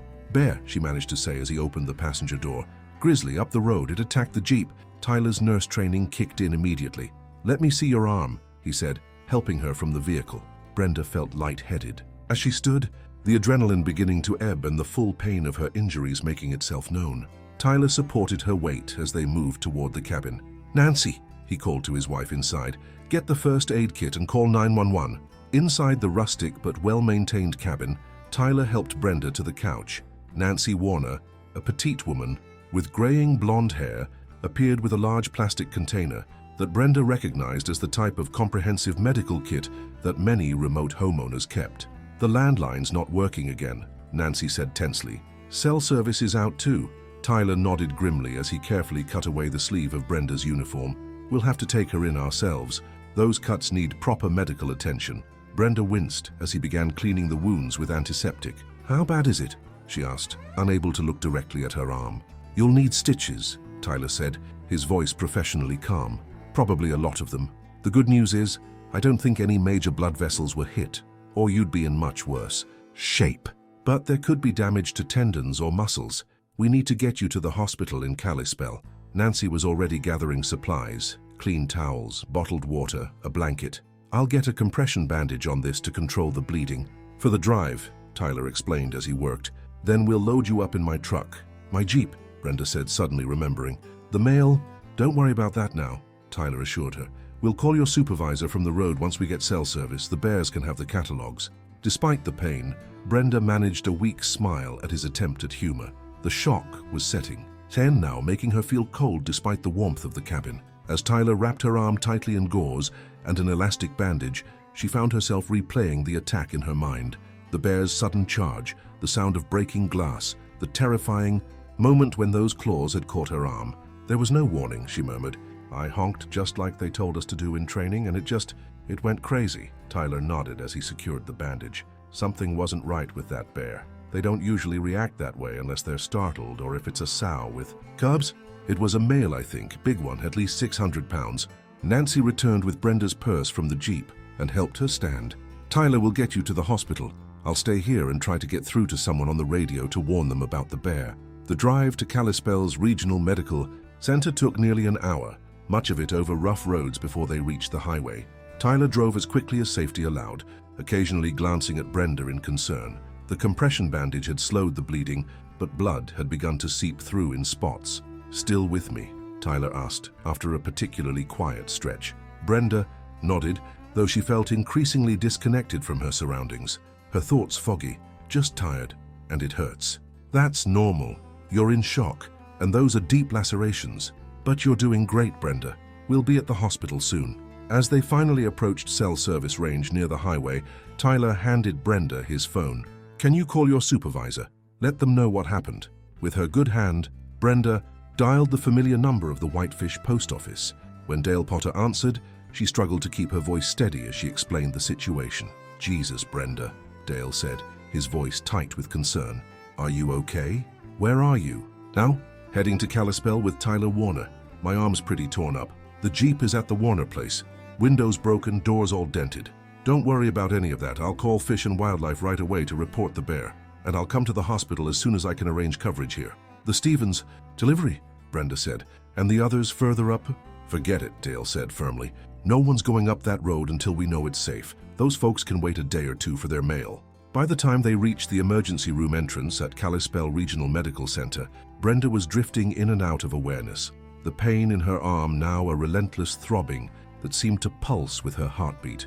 Tyler parked in the ambulance bay and hurried inside, returning moments later with medical staff and a wheelchair. The next few hours passed in a blur for Brenda. There was the initial assessment in the trauma bay, the careful removal of Tyler's bandages, the concern in the doctor's eyes as they examined the full extent of her injuries. X-rays confirmed no broken bones, but the deepest laceration had damaged tendons in her forearm. She would need surgery to repair the damage. You were lucky, the emergency physician told her, as a nurse started an IV line for fluids and antibiotics. Bear claws harbor all kinds of bacteria. We'll need to clean these wounds thoroughly, and you'll be on strong antibiotics to prevent infection. Brenda nodded numbly, still processing the morning's events. Dale arrived as they were preparing to take her to surgery, his weathered face drawn with worry. The Forest Service and Fish and Wildlife are sending teams out, he informed her. They'll check the area where it happened. If it's an aggressive bear with a pattern, they might have to euthanize it. Something about that bothered Brenda, though she couldn't articulate why through the haze of shock and the pain medication they'd given her. It was just being a bear, she said quietly. I startled it. Dale patted her shoulder gently. Just focus on getting better. We've notified your sister in Missoula. She's on her way. In the operating room, under local anesthesia that left her awake but unable to feel the procedures, Brenda listened to the surgical team discuss the repair of her tendons. The surgeon, a woman with kind eyes above her mask, explained each step as she worked. The cuts are clean, which is good, she said. Bears have sharp claws. We're reattaching the severed portions of your extensor tendons. You'll need physical therapy, but with time, you should regain full function. Brenda closed her eyes, trying not to think about the implications. Her job required manual dexterity and strength in both arms. How long until she could return to her route? Would she even want to? After surgery, Brenda was admitted to the hospital. Her left arm was immobilized in a splint that ran from mid-bicep to her fingertips, holding her wrist and hand in a specific position to protect the repaired tendons. The doctors explained she would need to keep the arm immobilized for at least 4 weeks, followed by carefully controlled physical therapy. Her sister, Laura, arrived that evening, her face tight with worry as she entered the hospital room. God, Brenda, she said, carefully hugging her. When they called and said bear attack, I thought, I know, Brenda replied, but I'm okay. The Jeep took the worst of it. Laura stayed with her through the night, sleeping uncomfortably in the recliner next to the hospital bed. Brenda drifted in and out of sleep, her dreams troubled by images of the bear's face appearing in the shattered window. The next morning, as a nurse was checking Brenda's vital signs, two men in the distinctive uniforms of Montana Fish Wildlife and Parks appeared at her door. The older of the two introduced himself as wildlife manager Robert Haynes and his younger colleague as biologist Trevor Mills. "Ms. Morgan," Haynes began, "we'd like to ask you some questions about your encounter with the grizzly if you're feeling up to it." Brenda nodded, adjusting her position in the bed with Laura's help. "Of course." For the next half hour, Haynes and Mills asked detailed questions: the bear's size, coloration, behavior before and after she honked the horn, exact location of the encounter, and whether she had noticed any identifying marks or injuries on the animal. "Based on your description and the location," Mills said, consulting notes on his tablet, "we believe this might be a bear we've been tracking. A male grizzly, approximately 7 years old, that was relocated from the Blackfeet Reservation last year after getting into garbage repeatedly. We've had reports of a bear matching that description in the area," Haynes added, usually keeping to himself, but there was an incident last month where he charged some hikers. "Did you find him?" Brenda asked. The two men exchanged glances. "Not yet," Haynes admitted. "We've set up trail cameras and a trap near where your attack occurred. If it is the same bear and if he's developing a pattern of aggression toward humans, we may need to make some difficult decisions." Brenda felt an unexpected surge of emotion. "You mean kill him?"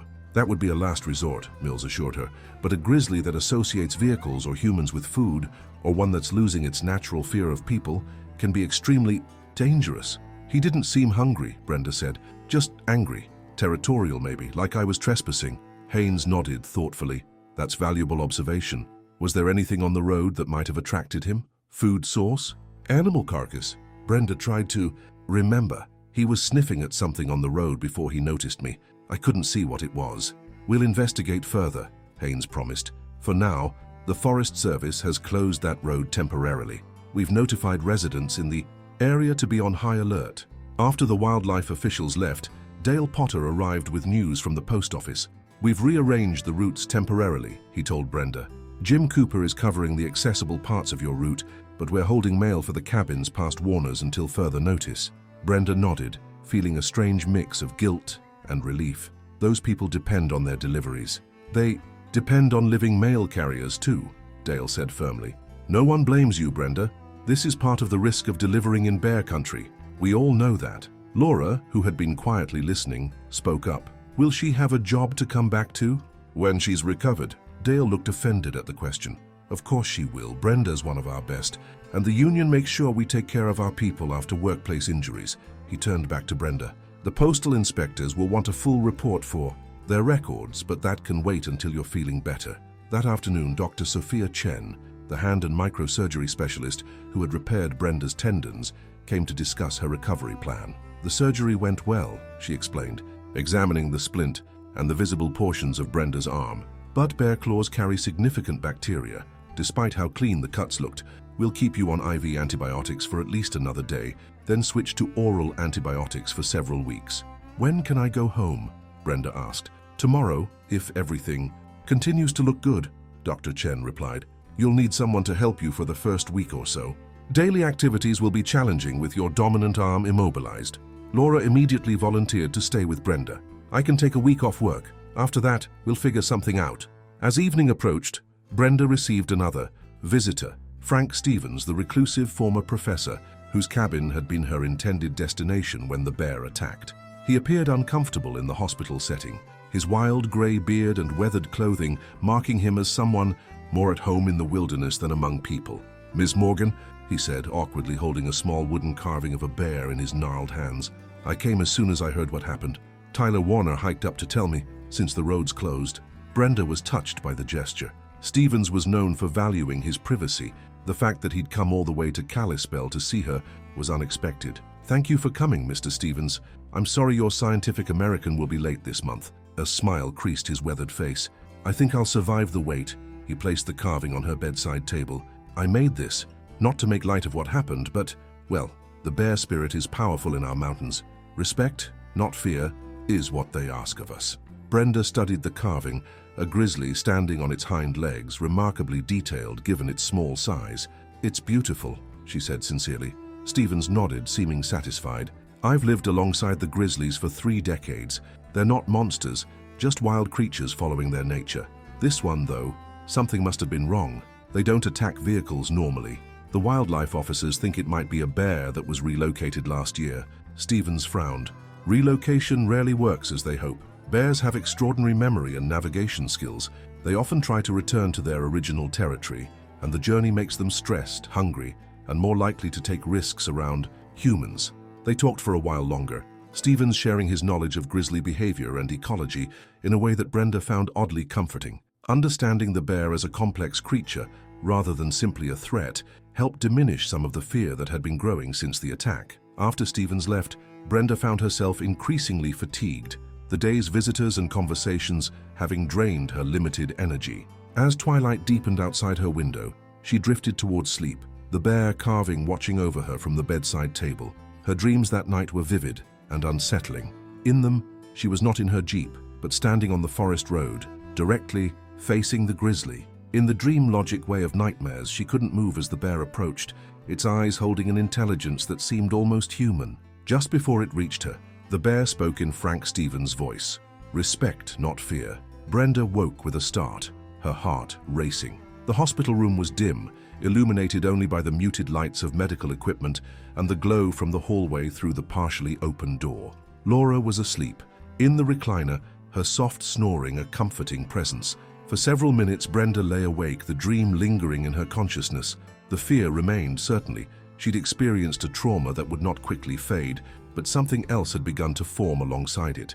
A strange sense of connection to the wilderness she traversed daily, including its wild inhabitants. The bear had been following its nature, just as she had been following hers. Their paths had crossed with unfortunate consequences, but there was no malice in what had happened. The following morning, Dr. Chen examined Brenda's arm again and, satisfied with her progress, approved her discharge from the hospital.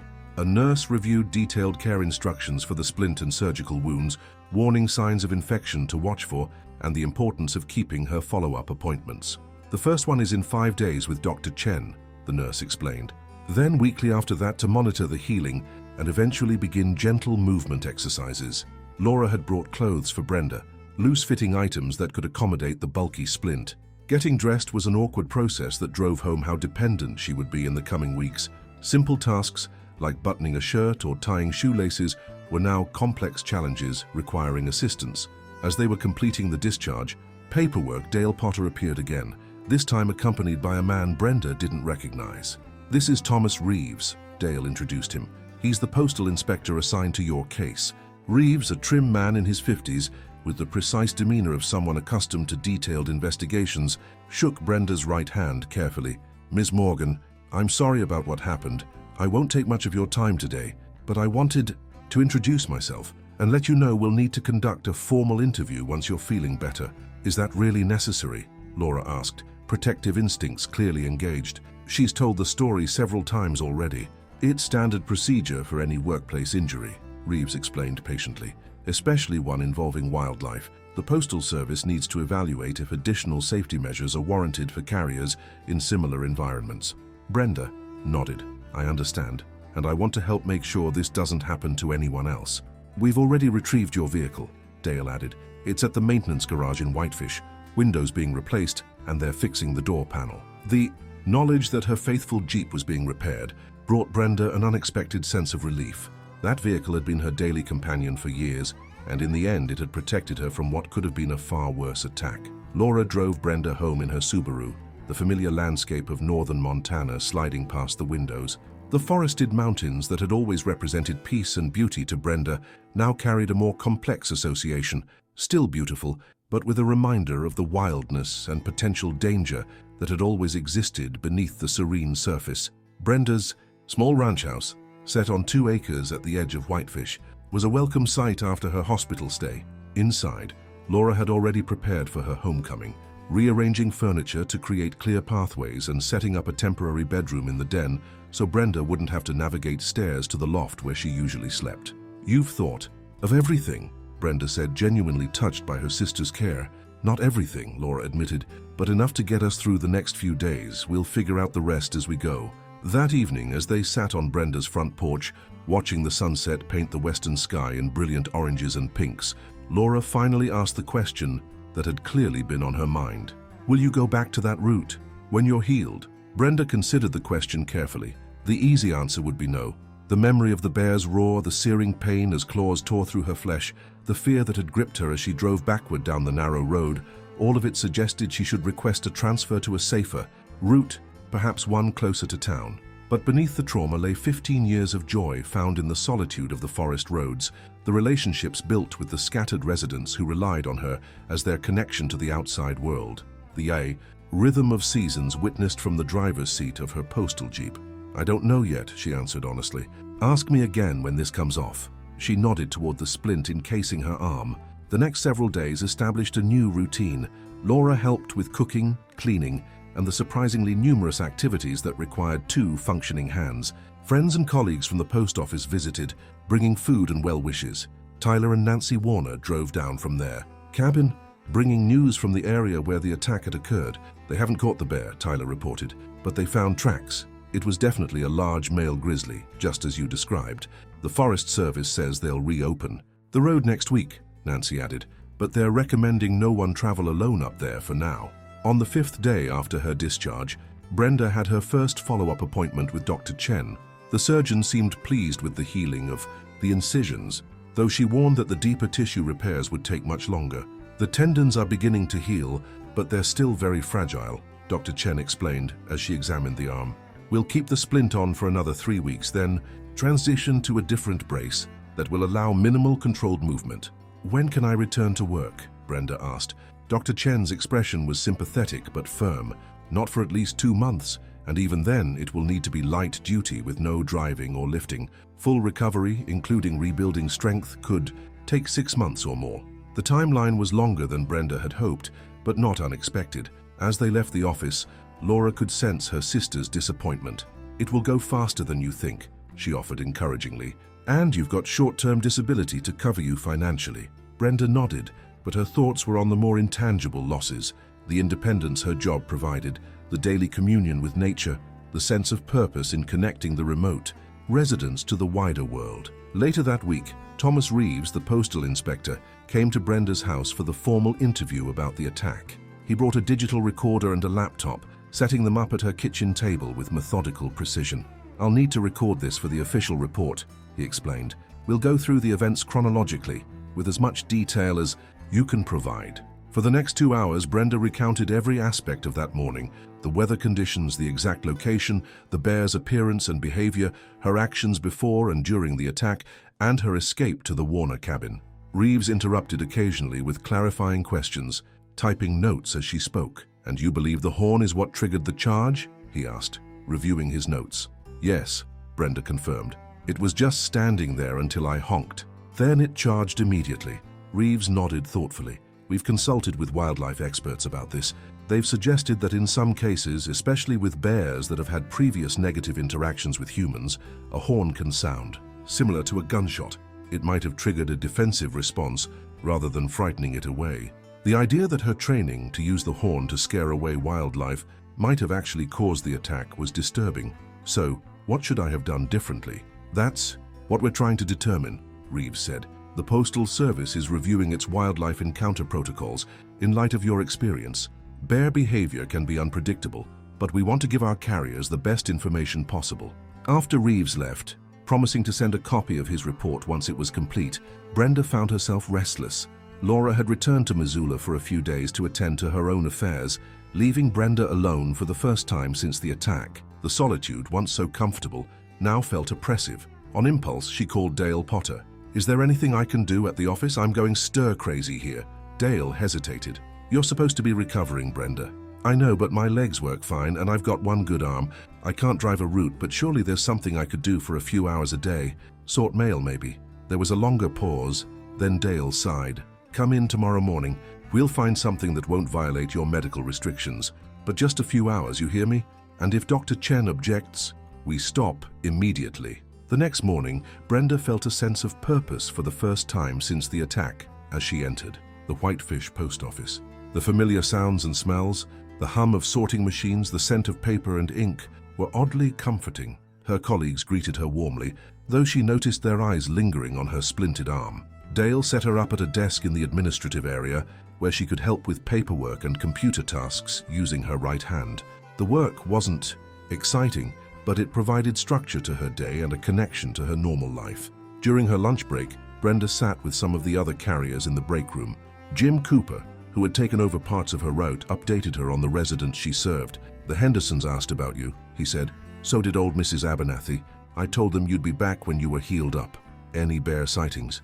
Brenda couldn't help asking. Jim shook his head. "Not on the routes we're still covering. Fish and Wildlife is still monitoring the area where you were attacked, but the bear seems to have moved on." That evening, as Brenda was preparing to leave, Dale called her into his office. "I've got news," he said, his expression unreadable. "The Postal Service is making some changes based on the inspector's preliminary report." Brenda sat down, a flutter of anxiety in her chest. What kind of changes? All carriers on remote routes in known bear habitat will be getting additional training on wildlife encounters. And we're installing CB radios in the vehicles, not just cell phones, which we know don't work in the backcountry. "That's good," Brenda said cautiously, sensing there was more. Dale nodded. "There's also talk of having carriers work in pairs on the most isolated routes during bear season. And of course everyone will carry bear spray." The implications sank in slowly. Pairs would mean reorganizing all the routes, fewer deliveries per day. "Possibly," Dale admitted. "We're still working through the logistics. But your safety, our carriers' safety, has to be the priority." Brenda understood the reasoning but couldn't help feeling that something valuable would be lost. The solitude that had drawn her to rural Route 7 was part of its essence. Having a partner in the vehicle would fundamentally change the experience. "What about my route specifically?" she asked. "Once I'm cleared to return?" Dale's hesitation told her everything before he spoke. "The most remote section, past the Warner cabin, is being evaluated. We might contract with a private courier service for those deliveries, someone with specialized wilderness training." The news hit Brenda harder than she'd expected. Those remote cabins, those isolated residents, they were her people in a way she'd never fully articulated, even to herself. The thought of not being the one to bring Frank Stevens his scientific journals or delivering Mrs. Abernathy's letters from her grandchildren left an unexpected hollow feeling in her chest. "This isn't final," Dale added quickly, seeing her expression. "And whatever happens, there will be a route for you when you're ready to come back. I promise you that." Brenda nodded, unable to find words. As she drove home that evening, Laura had returned from Missoula and insisted on picking her up. She found herself thinking about the bear again, wondering where it was now, whether it remembered their encounter as she did. That night, Brenda had another dream about the grizzly. This time she was watching from a distance as it moved through a mountain meadow, powerful and purposeful, belonging completely to the wilderness in a way humans never could. She woke with the image still vivid in her mind, a strange sense of loss accompanying it. Over the next few weeks, Brenda settled into a routine of part-time office work, physical therapy appointments, and gradual healing. The surgical wounds closed, leaving 3 distinct scars that Dr. Chen assured her would fade somewhat with time, though they would always be visible, permanent reminders etched into her skin. "The tendon repairs are holding well," Dr. Chen told her at the 6-week mark, as she removed the rigid splint and replaced it with a more flexible brace.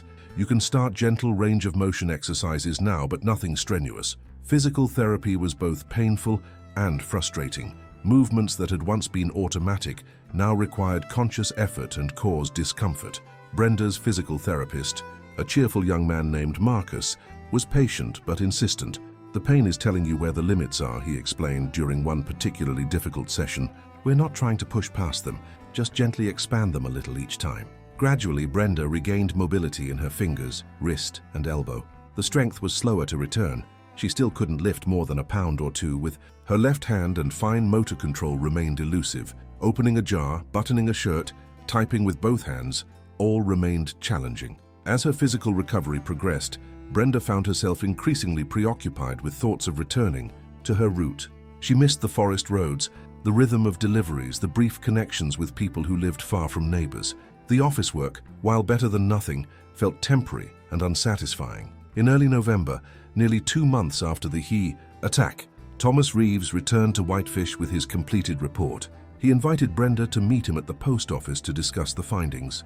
"The official determination," Reeves explained, sliding a folder across Dale's desk toward Brenda, "is that this was an unprovoked wildlife attack that could not reasonably have been prevented given current protocols."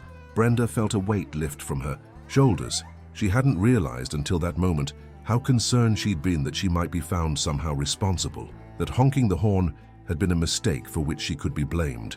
However, Reeves continued, the incident has highlighted areas where our safety procedures can be improved. He outlined the changes, many of which Dale had already mentioned: CB radios, partner systems for the most remote routes, enhanced training. What about my route specifically? Brenda asked. Reeves glanced at Dale before answering. Route 7 has been temporarily reorganized. The section beyond the Warner cabin is now being serviced by a contract courier with wilderness safety certification 3 days a week instead of 6.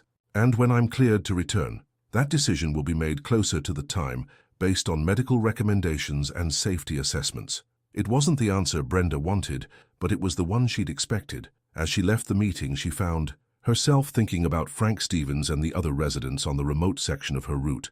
Were they receiving their mail reliably? Did the new courier take the time to chat briefly with Mrs. Abernathy, or remember that Mr. Calloway preferred his packages left in the weatherproof box by his woodshed rather than at the main cabin?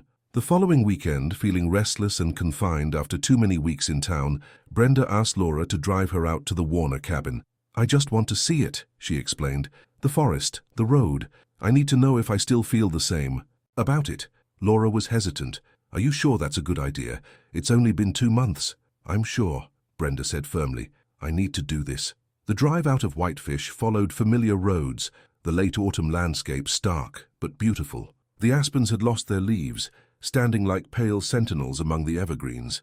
As they turned onto Forest Service Road 9174, Brenda felt her heart rate increase, memories of that September morning flooding back. You okay? Laura asked, noticing her tension. Brenda nodded. Just remembering. Keep going. They passed the turn-off to the Henderson cabin, then the Calloway place. The road grew rougher, and Laura slowed the Subaru, navigating carefully around potholes and washboard sections. Finally, they reached the Warner cabin. Tyler's blue pickup was parked outside, smoke rising from the chimney. Want me to see if they're home? Laura asked. No, Brenda decided. I just wanted to come this far. Can we go a little further? Just to where it happened? Laura studied her face for a moment, then nodded. If you're sure. They continued up the road, Brenda growing increasingly alert as they approached the site of the attack. There, she said suddenly. Around that bend, that's where I saw it first.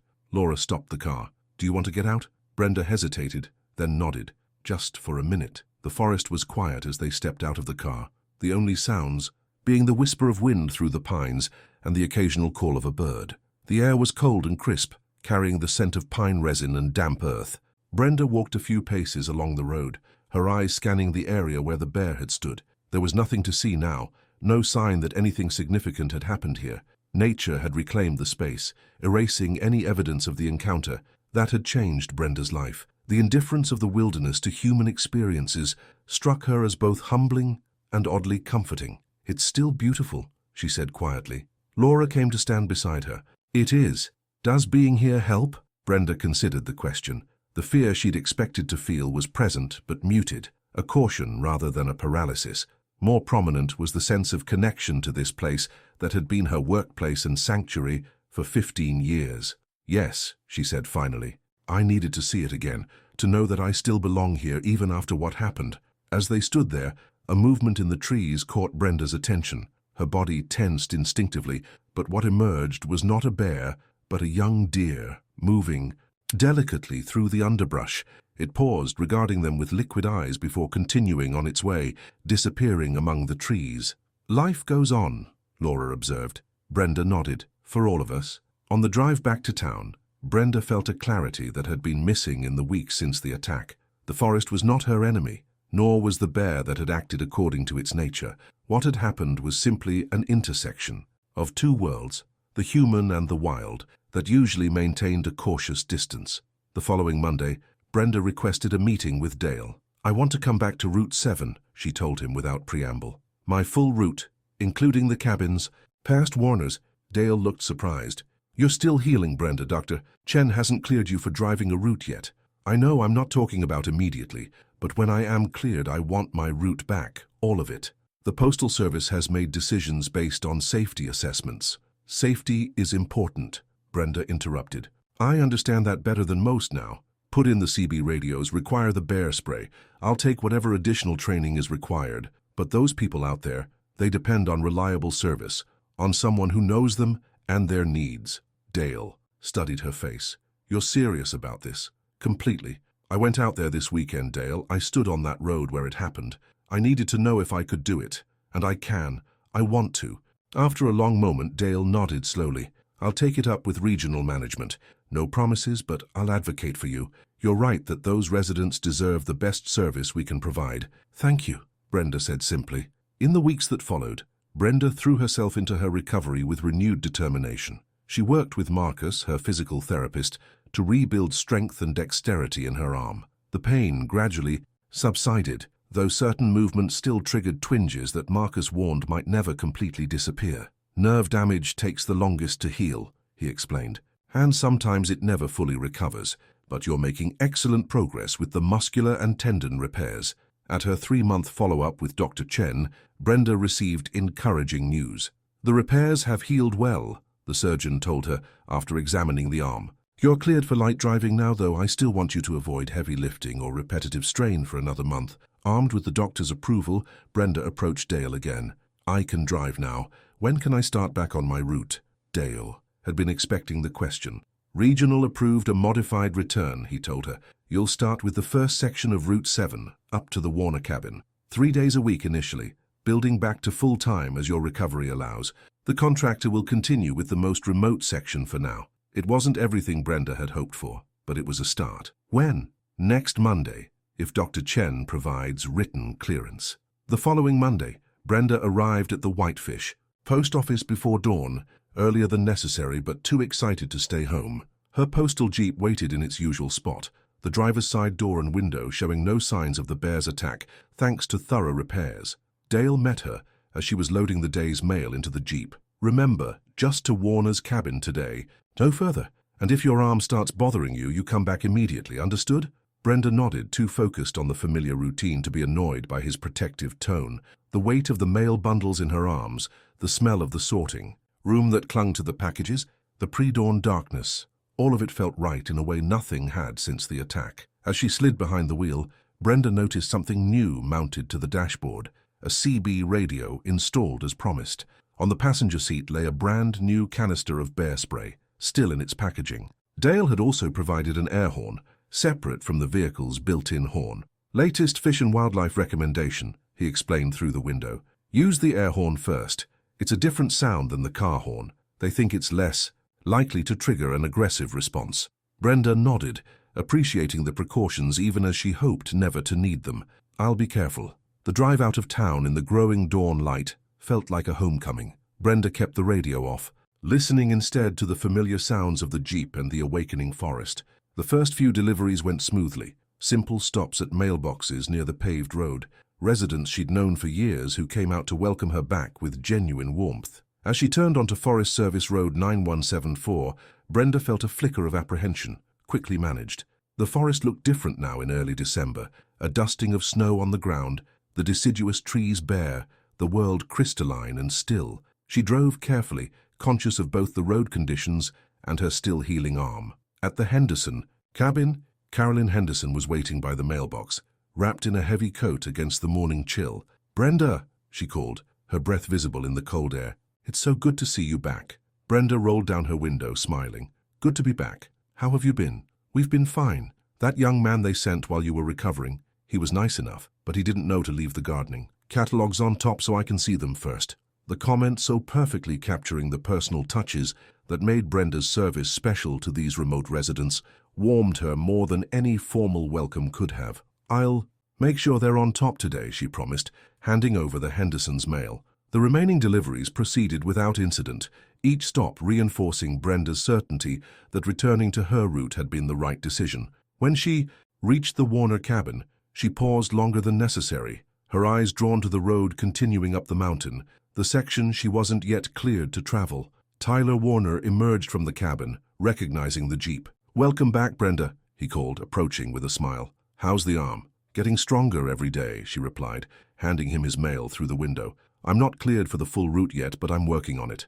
Tyler nodded, understanding. The new guy's been coming through about 3 times a week, Not as reliable as you were, but we're managing. How's Frank Stevens doing? And Mrs. Abernathy? They're fine. Frank asks about you whenever I see him, says he's saving up some interesting science articles to discuss when you're back on his section of the route.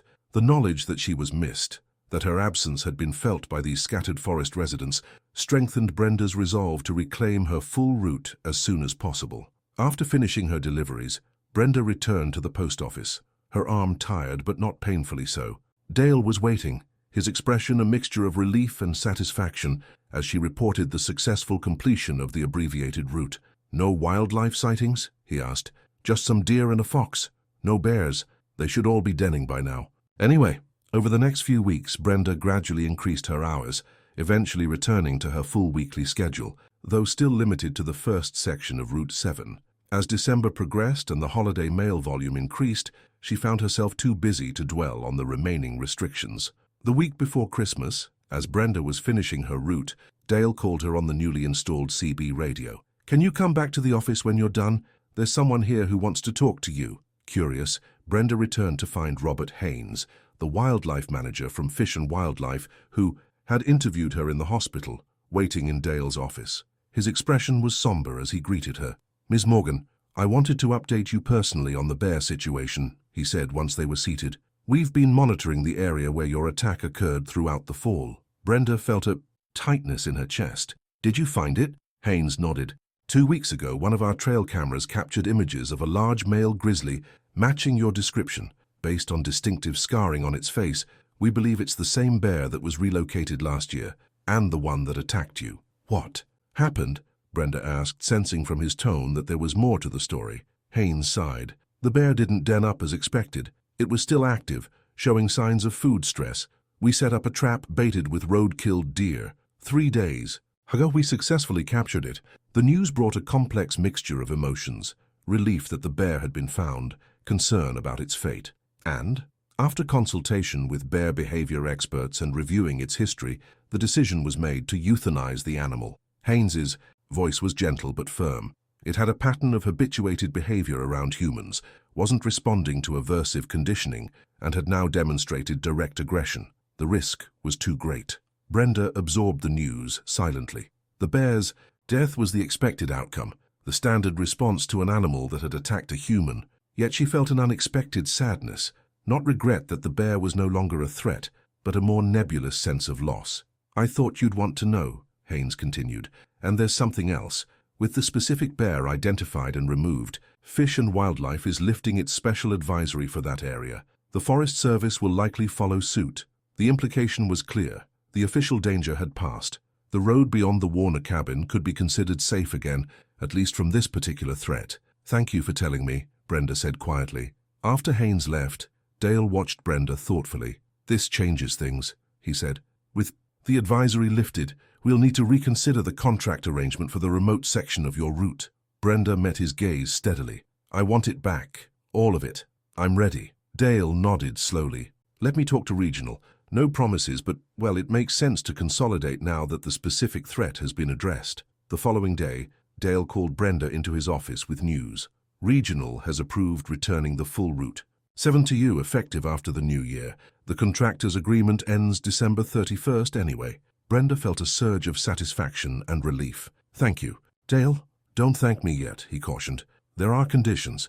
You'll still use the Jeep with the CB radio, carry bear spray at all times, and check in at designated intervals during the remote section, and you're required to take the advanced wildlife encounter training that Fish and Wildlife is developing for postal workers in bear country." The conditions seemed reasonable, even welcome. Brenda had no desire to repeat her experience, even with a different bear.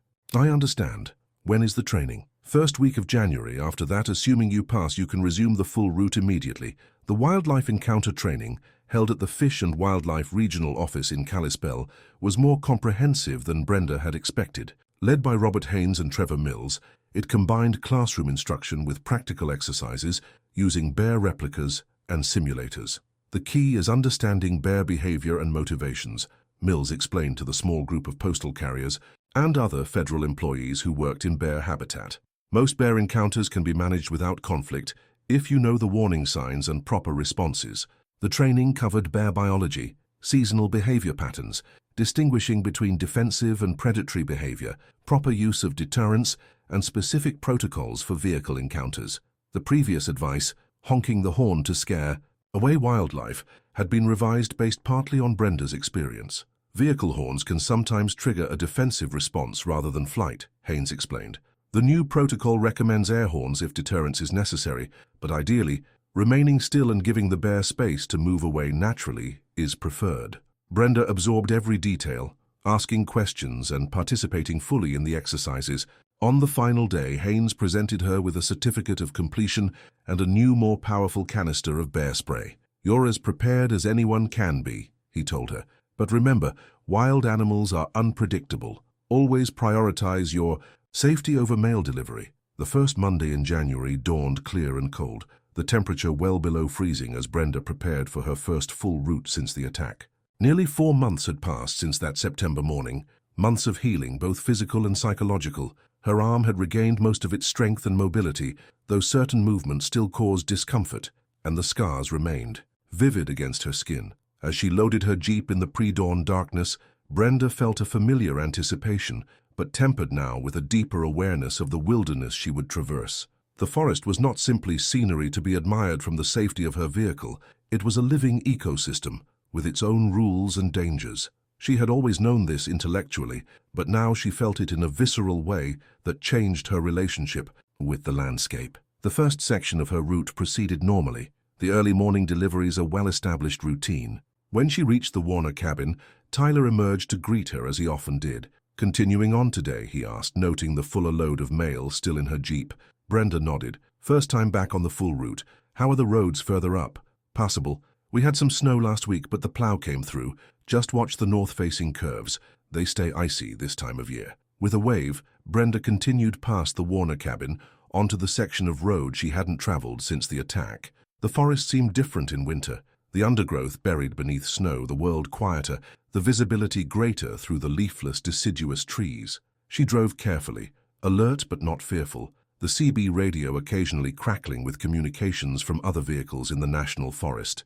At the bend where the attack had occurred, Brenda slowed, but didn't stop. There was nothing to see, just forest and road, the ordinary wilderness. She continued on, something tight inside her chest easing as she passed the spot, and continued deeper into the mountains. Frank Stevens was splitting wood outside his cabin when she arrived, his breath forming clouds in the cold air. He set down his axe when he saw the postal jeep, a rare smile crossing his weathered face. "Ms. Morgan," he called as she parked, "you've returned to us." Brenda gathered his mail, several scientific journals, a letter from a university in Colorado, a small package from a specialty outdoor supplier. "I told you I would," she replied, handing him the bundle. Stevens studied her face. "And the arm?" "Healing well." She extended her left arm, demonstrating its mobility by rotating it. "Not quite full strength yet, but getting there." He nodded, approvingly. "The body has remarkable capacity for repair, as does the spirit, I've found." They talked briefly about the winter conditions, the wildlife sightings. He'd had no bears, they were all properly denned now, and the progress of his latest research on forest ecosystem resilience.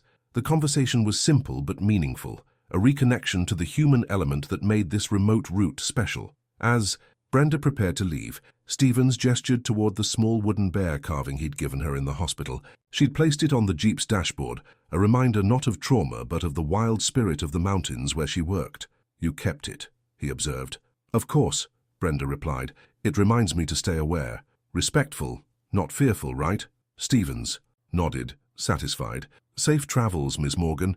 We've missed your punctuality. The young man they sent while you were recovering was less reliable in his timing." The remaining deliveries, Mrs. Abernathy's cabin, the Marshall place, the new construction at the very end of the road where a tech entrepreneur from Seattle was building a wilderness retreat, all went smoothly. By early afternoon, Brenda had completed the entire route and was heading back toward Whitefish, a sense of accomplishment warming her despite the cold January day. When she returned to the post office, Dale was waiting, clearly relieved to see her.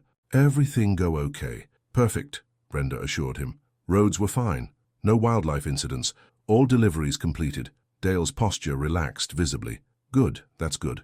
I've got to admit, I was a little nervous about today." "I wasn't," Brenda realized as she said it that it was true. The apprehension she'd anticipated hadn't materialized when she actually drove the route. The forest road felt like what it had always been, her workplace, her domain, a place where she belonged despite the single violent incident that had occurred there. Over the next several weeks, Brenda settled back into the rhythm of her full route. Winter deepened, bringing challenges of snow and ice, but these were familiar obstacles, easily managed with experience and proper equipment. The wildlife sightings were minimal. Winter had most animals conserving energy, staying hidden or dormant. One afternoon in late January, as Brenda was delivering a package to one of the newer cabins on her route, the owner, a retired history teacher from Minnesota named Howard Gilmore, asked her about her arm. He'd heard about the attack through the local grapevine, but hadn't seen Brenda since before it happened. "Is it true you were mauled by a grizzly?" he asked, eyes wide behind wire-rimmed glasses. "Right on this road?" Brenda hesitated, uncomfortable with his phrasing. "I had an encounter with a bear, yes. It attacked my vehicle and my arm was injured." "But they killed it, right? The bear?" Something in his eager tone bothered Brenda, as if the whole incident were merely an exciting story, entertainment rather than a life-changing event. "They did," she said shortly. "It was considered a problem bear." "Shame you don't have any photos," Gilmore commented. "That would be something to show the grandkids back in Minneapolis when they visit. Pictures of the bear that attacked our mail carrier." Brenda forced a polite smile. "Just the scars," she said, tapping her left arm. "And the memories, those are plenty." As she drove away from Gilmore's cabin, Brenda reflected on the strange commodification of her experience. How for some, like Gilmore, it was merely a thrilling anecdote, while for her it represented a fundamental shift in her understanding of the wilderness she traversed daily. Without photographs or video evidence, the attack existed now primarily in her memory, and the official reports filed by the Postal Service and Fish and Wildlife. Even the bear itself was gone, its body likely disposed of according to standard protocols for euthanized wildlife. Yet the encounter had changed her in ways that couldn't be captured in images or reports. It had deepened her awareness of the wild nature that surrounded her route, fostered a more nuanced respect for the power and autonomy of the creatures that inhabited these mountains.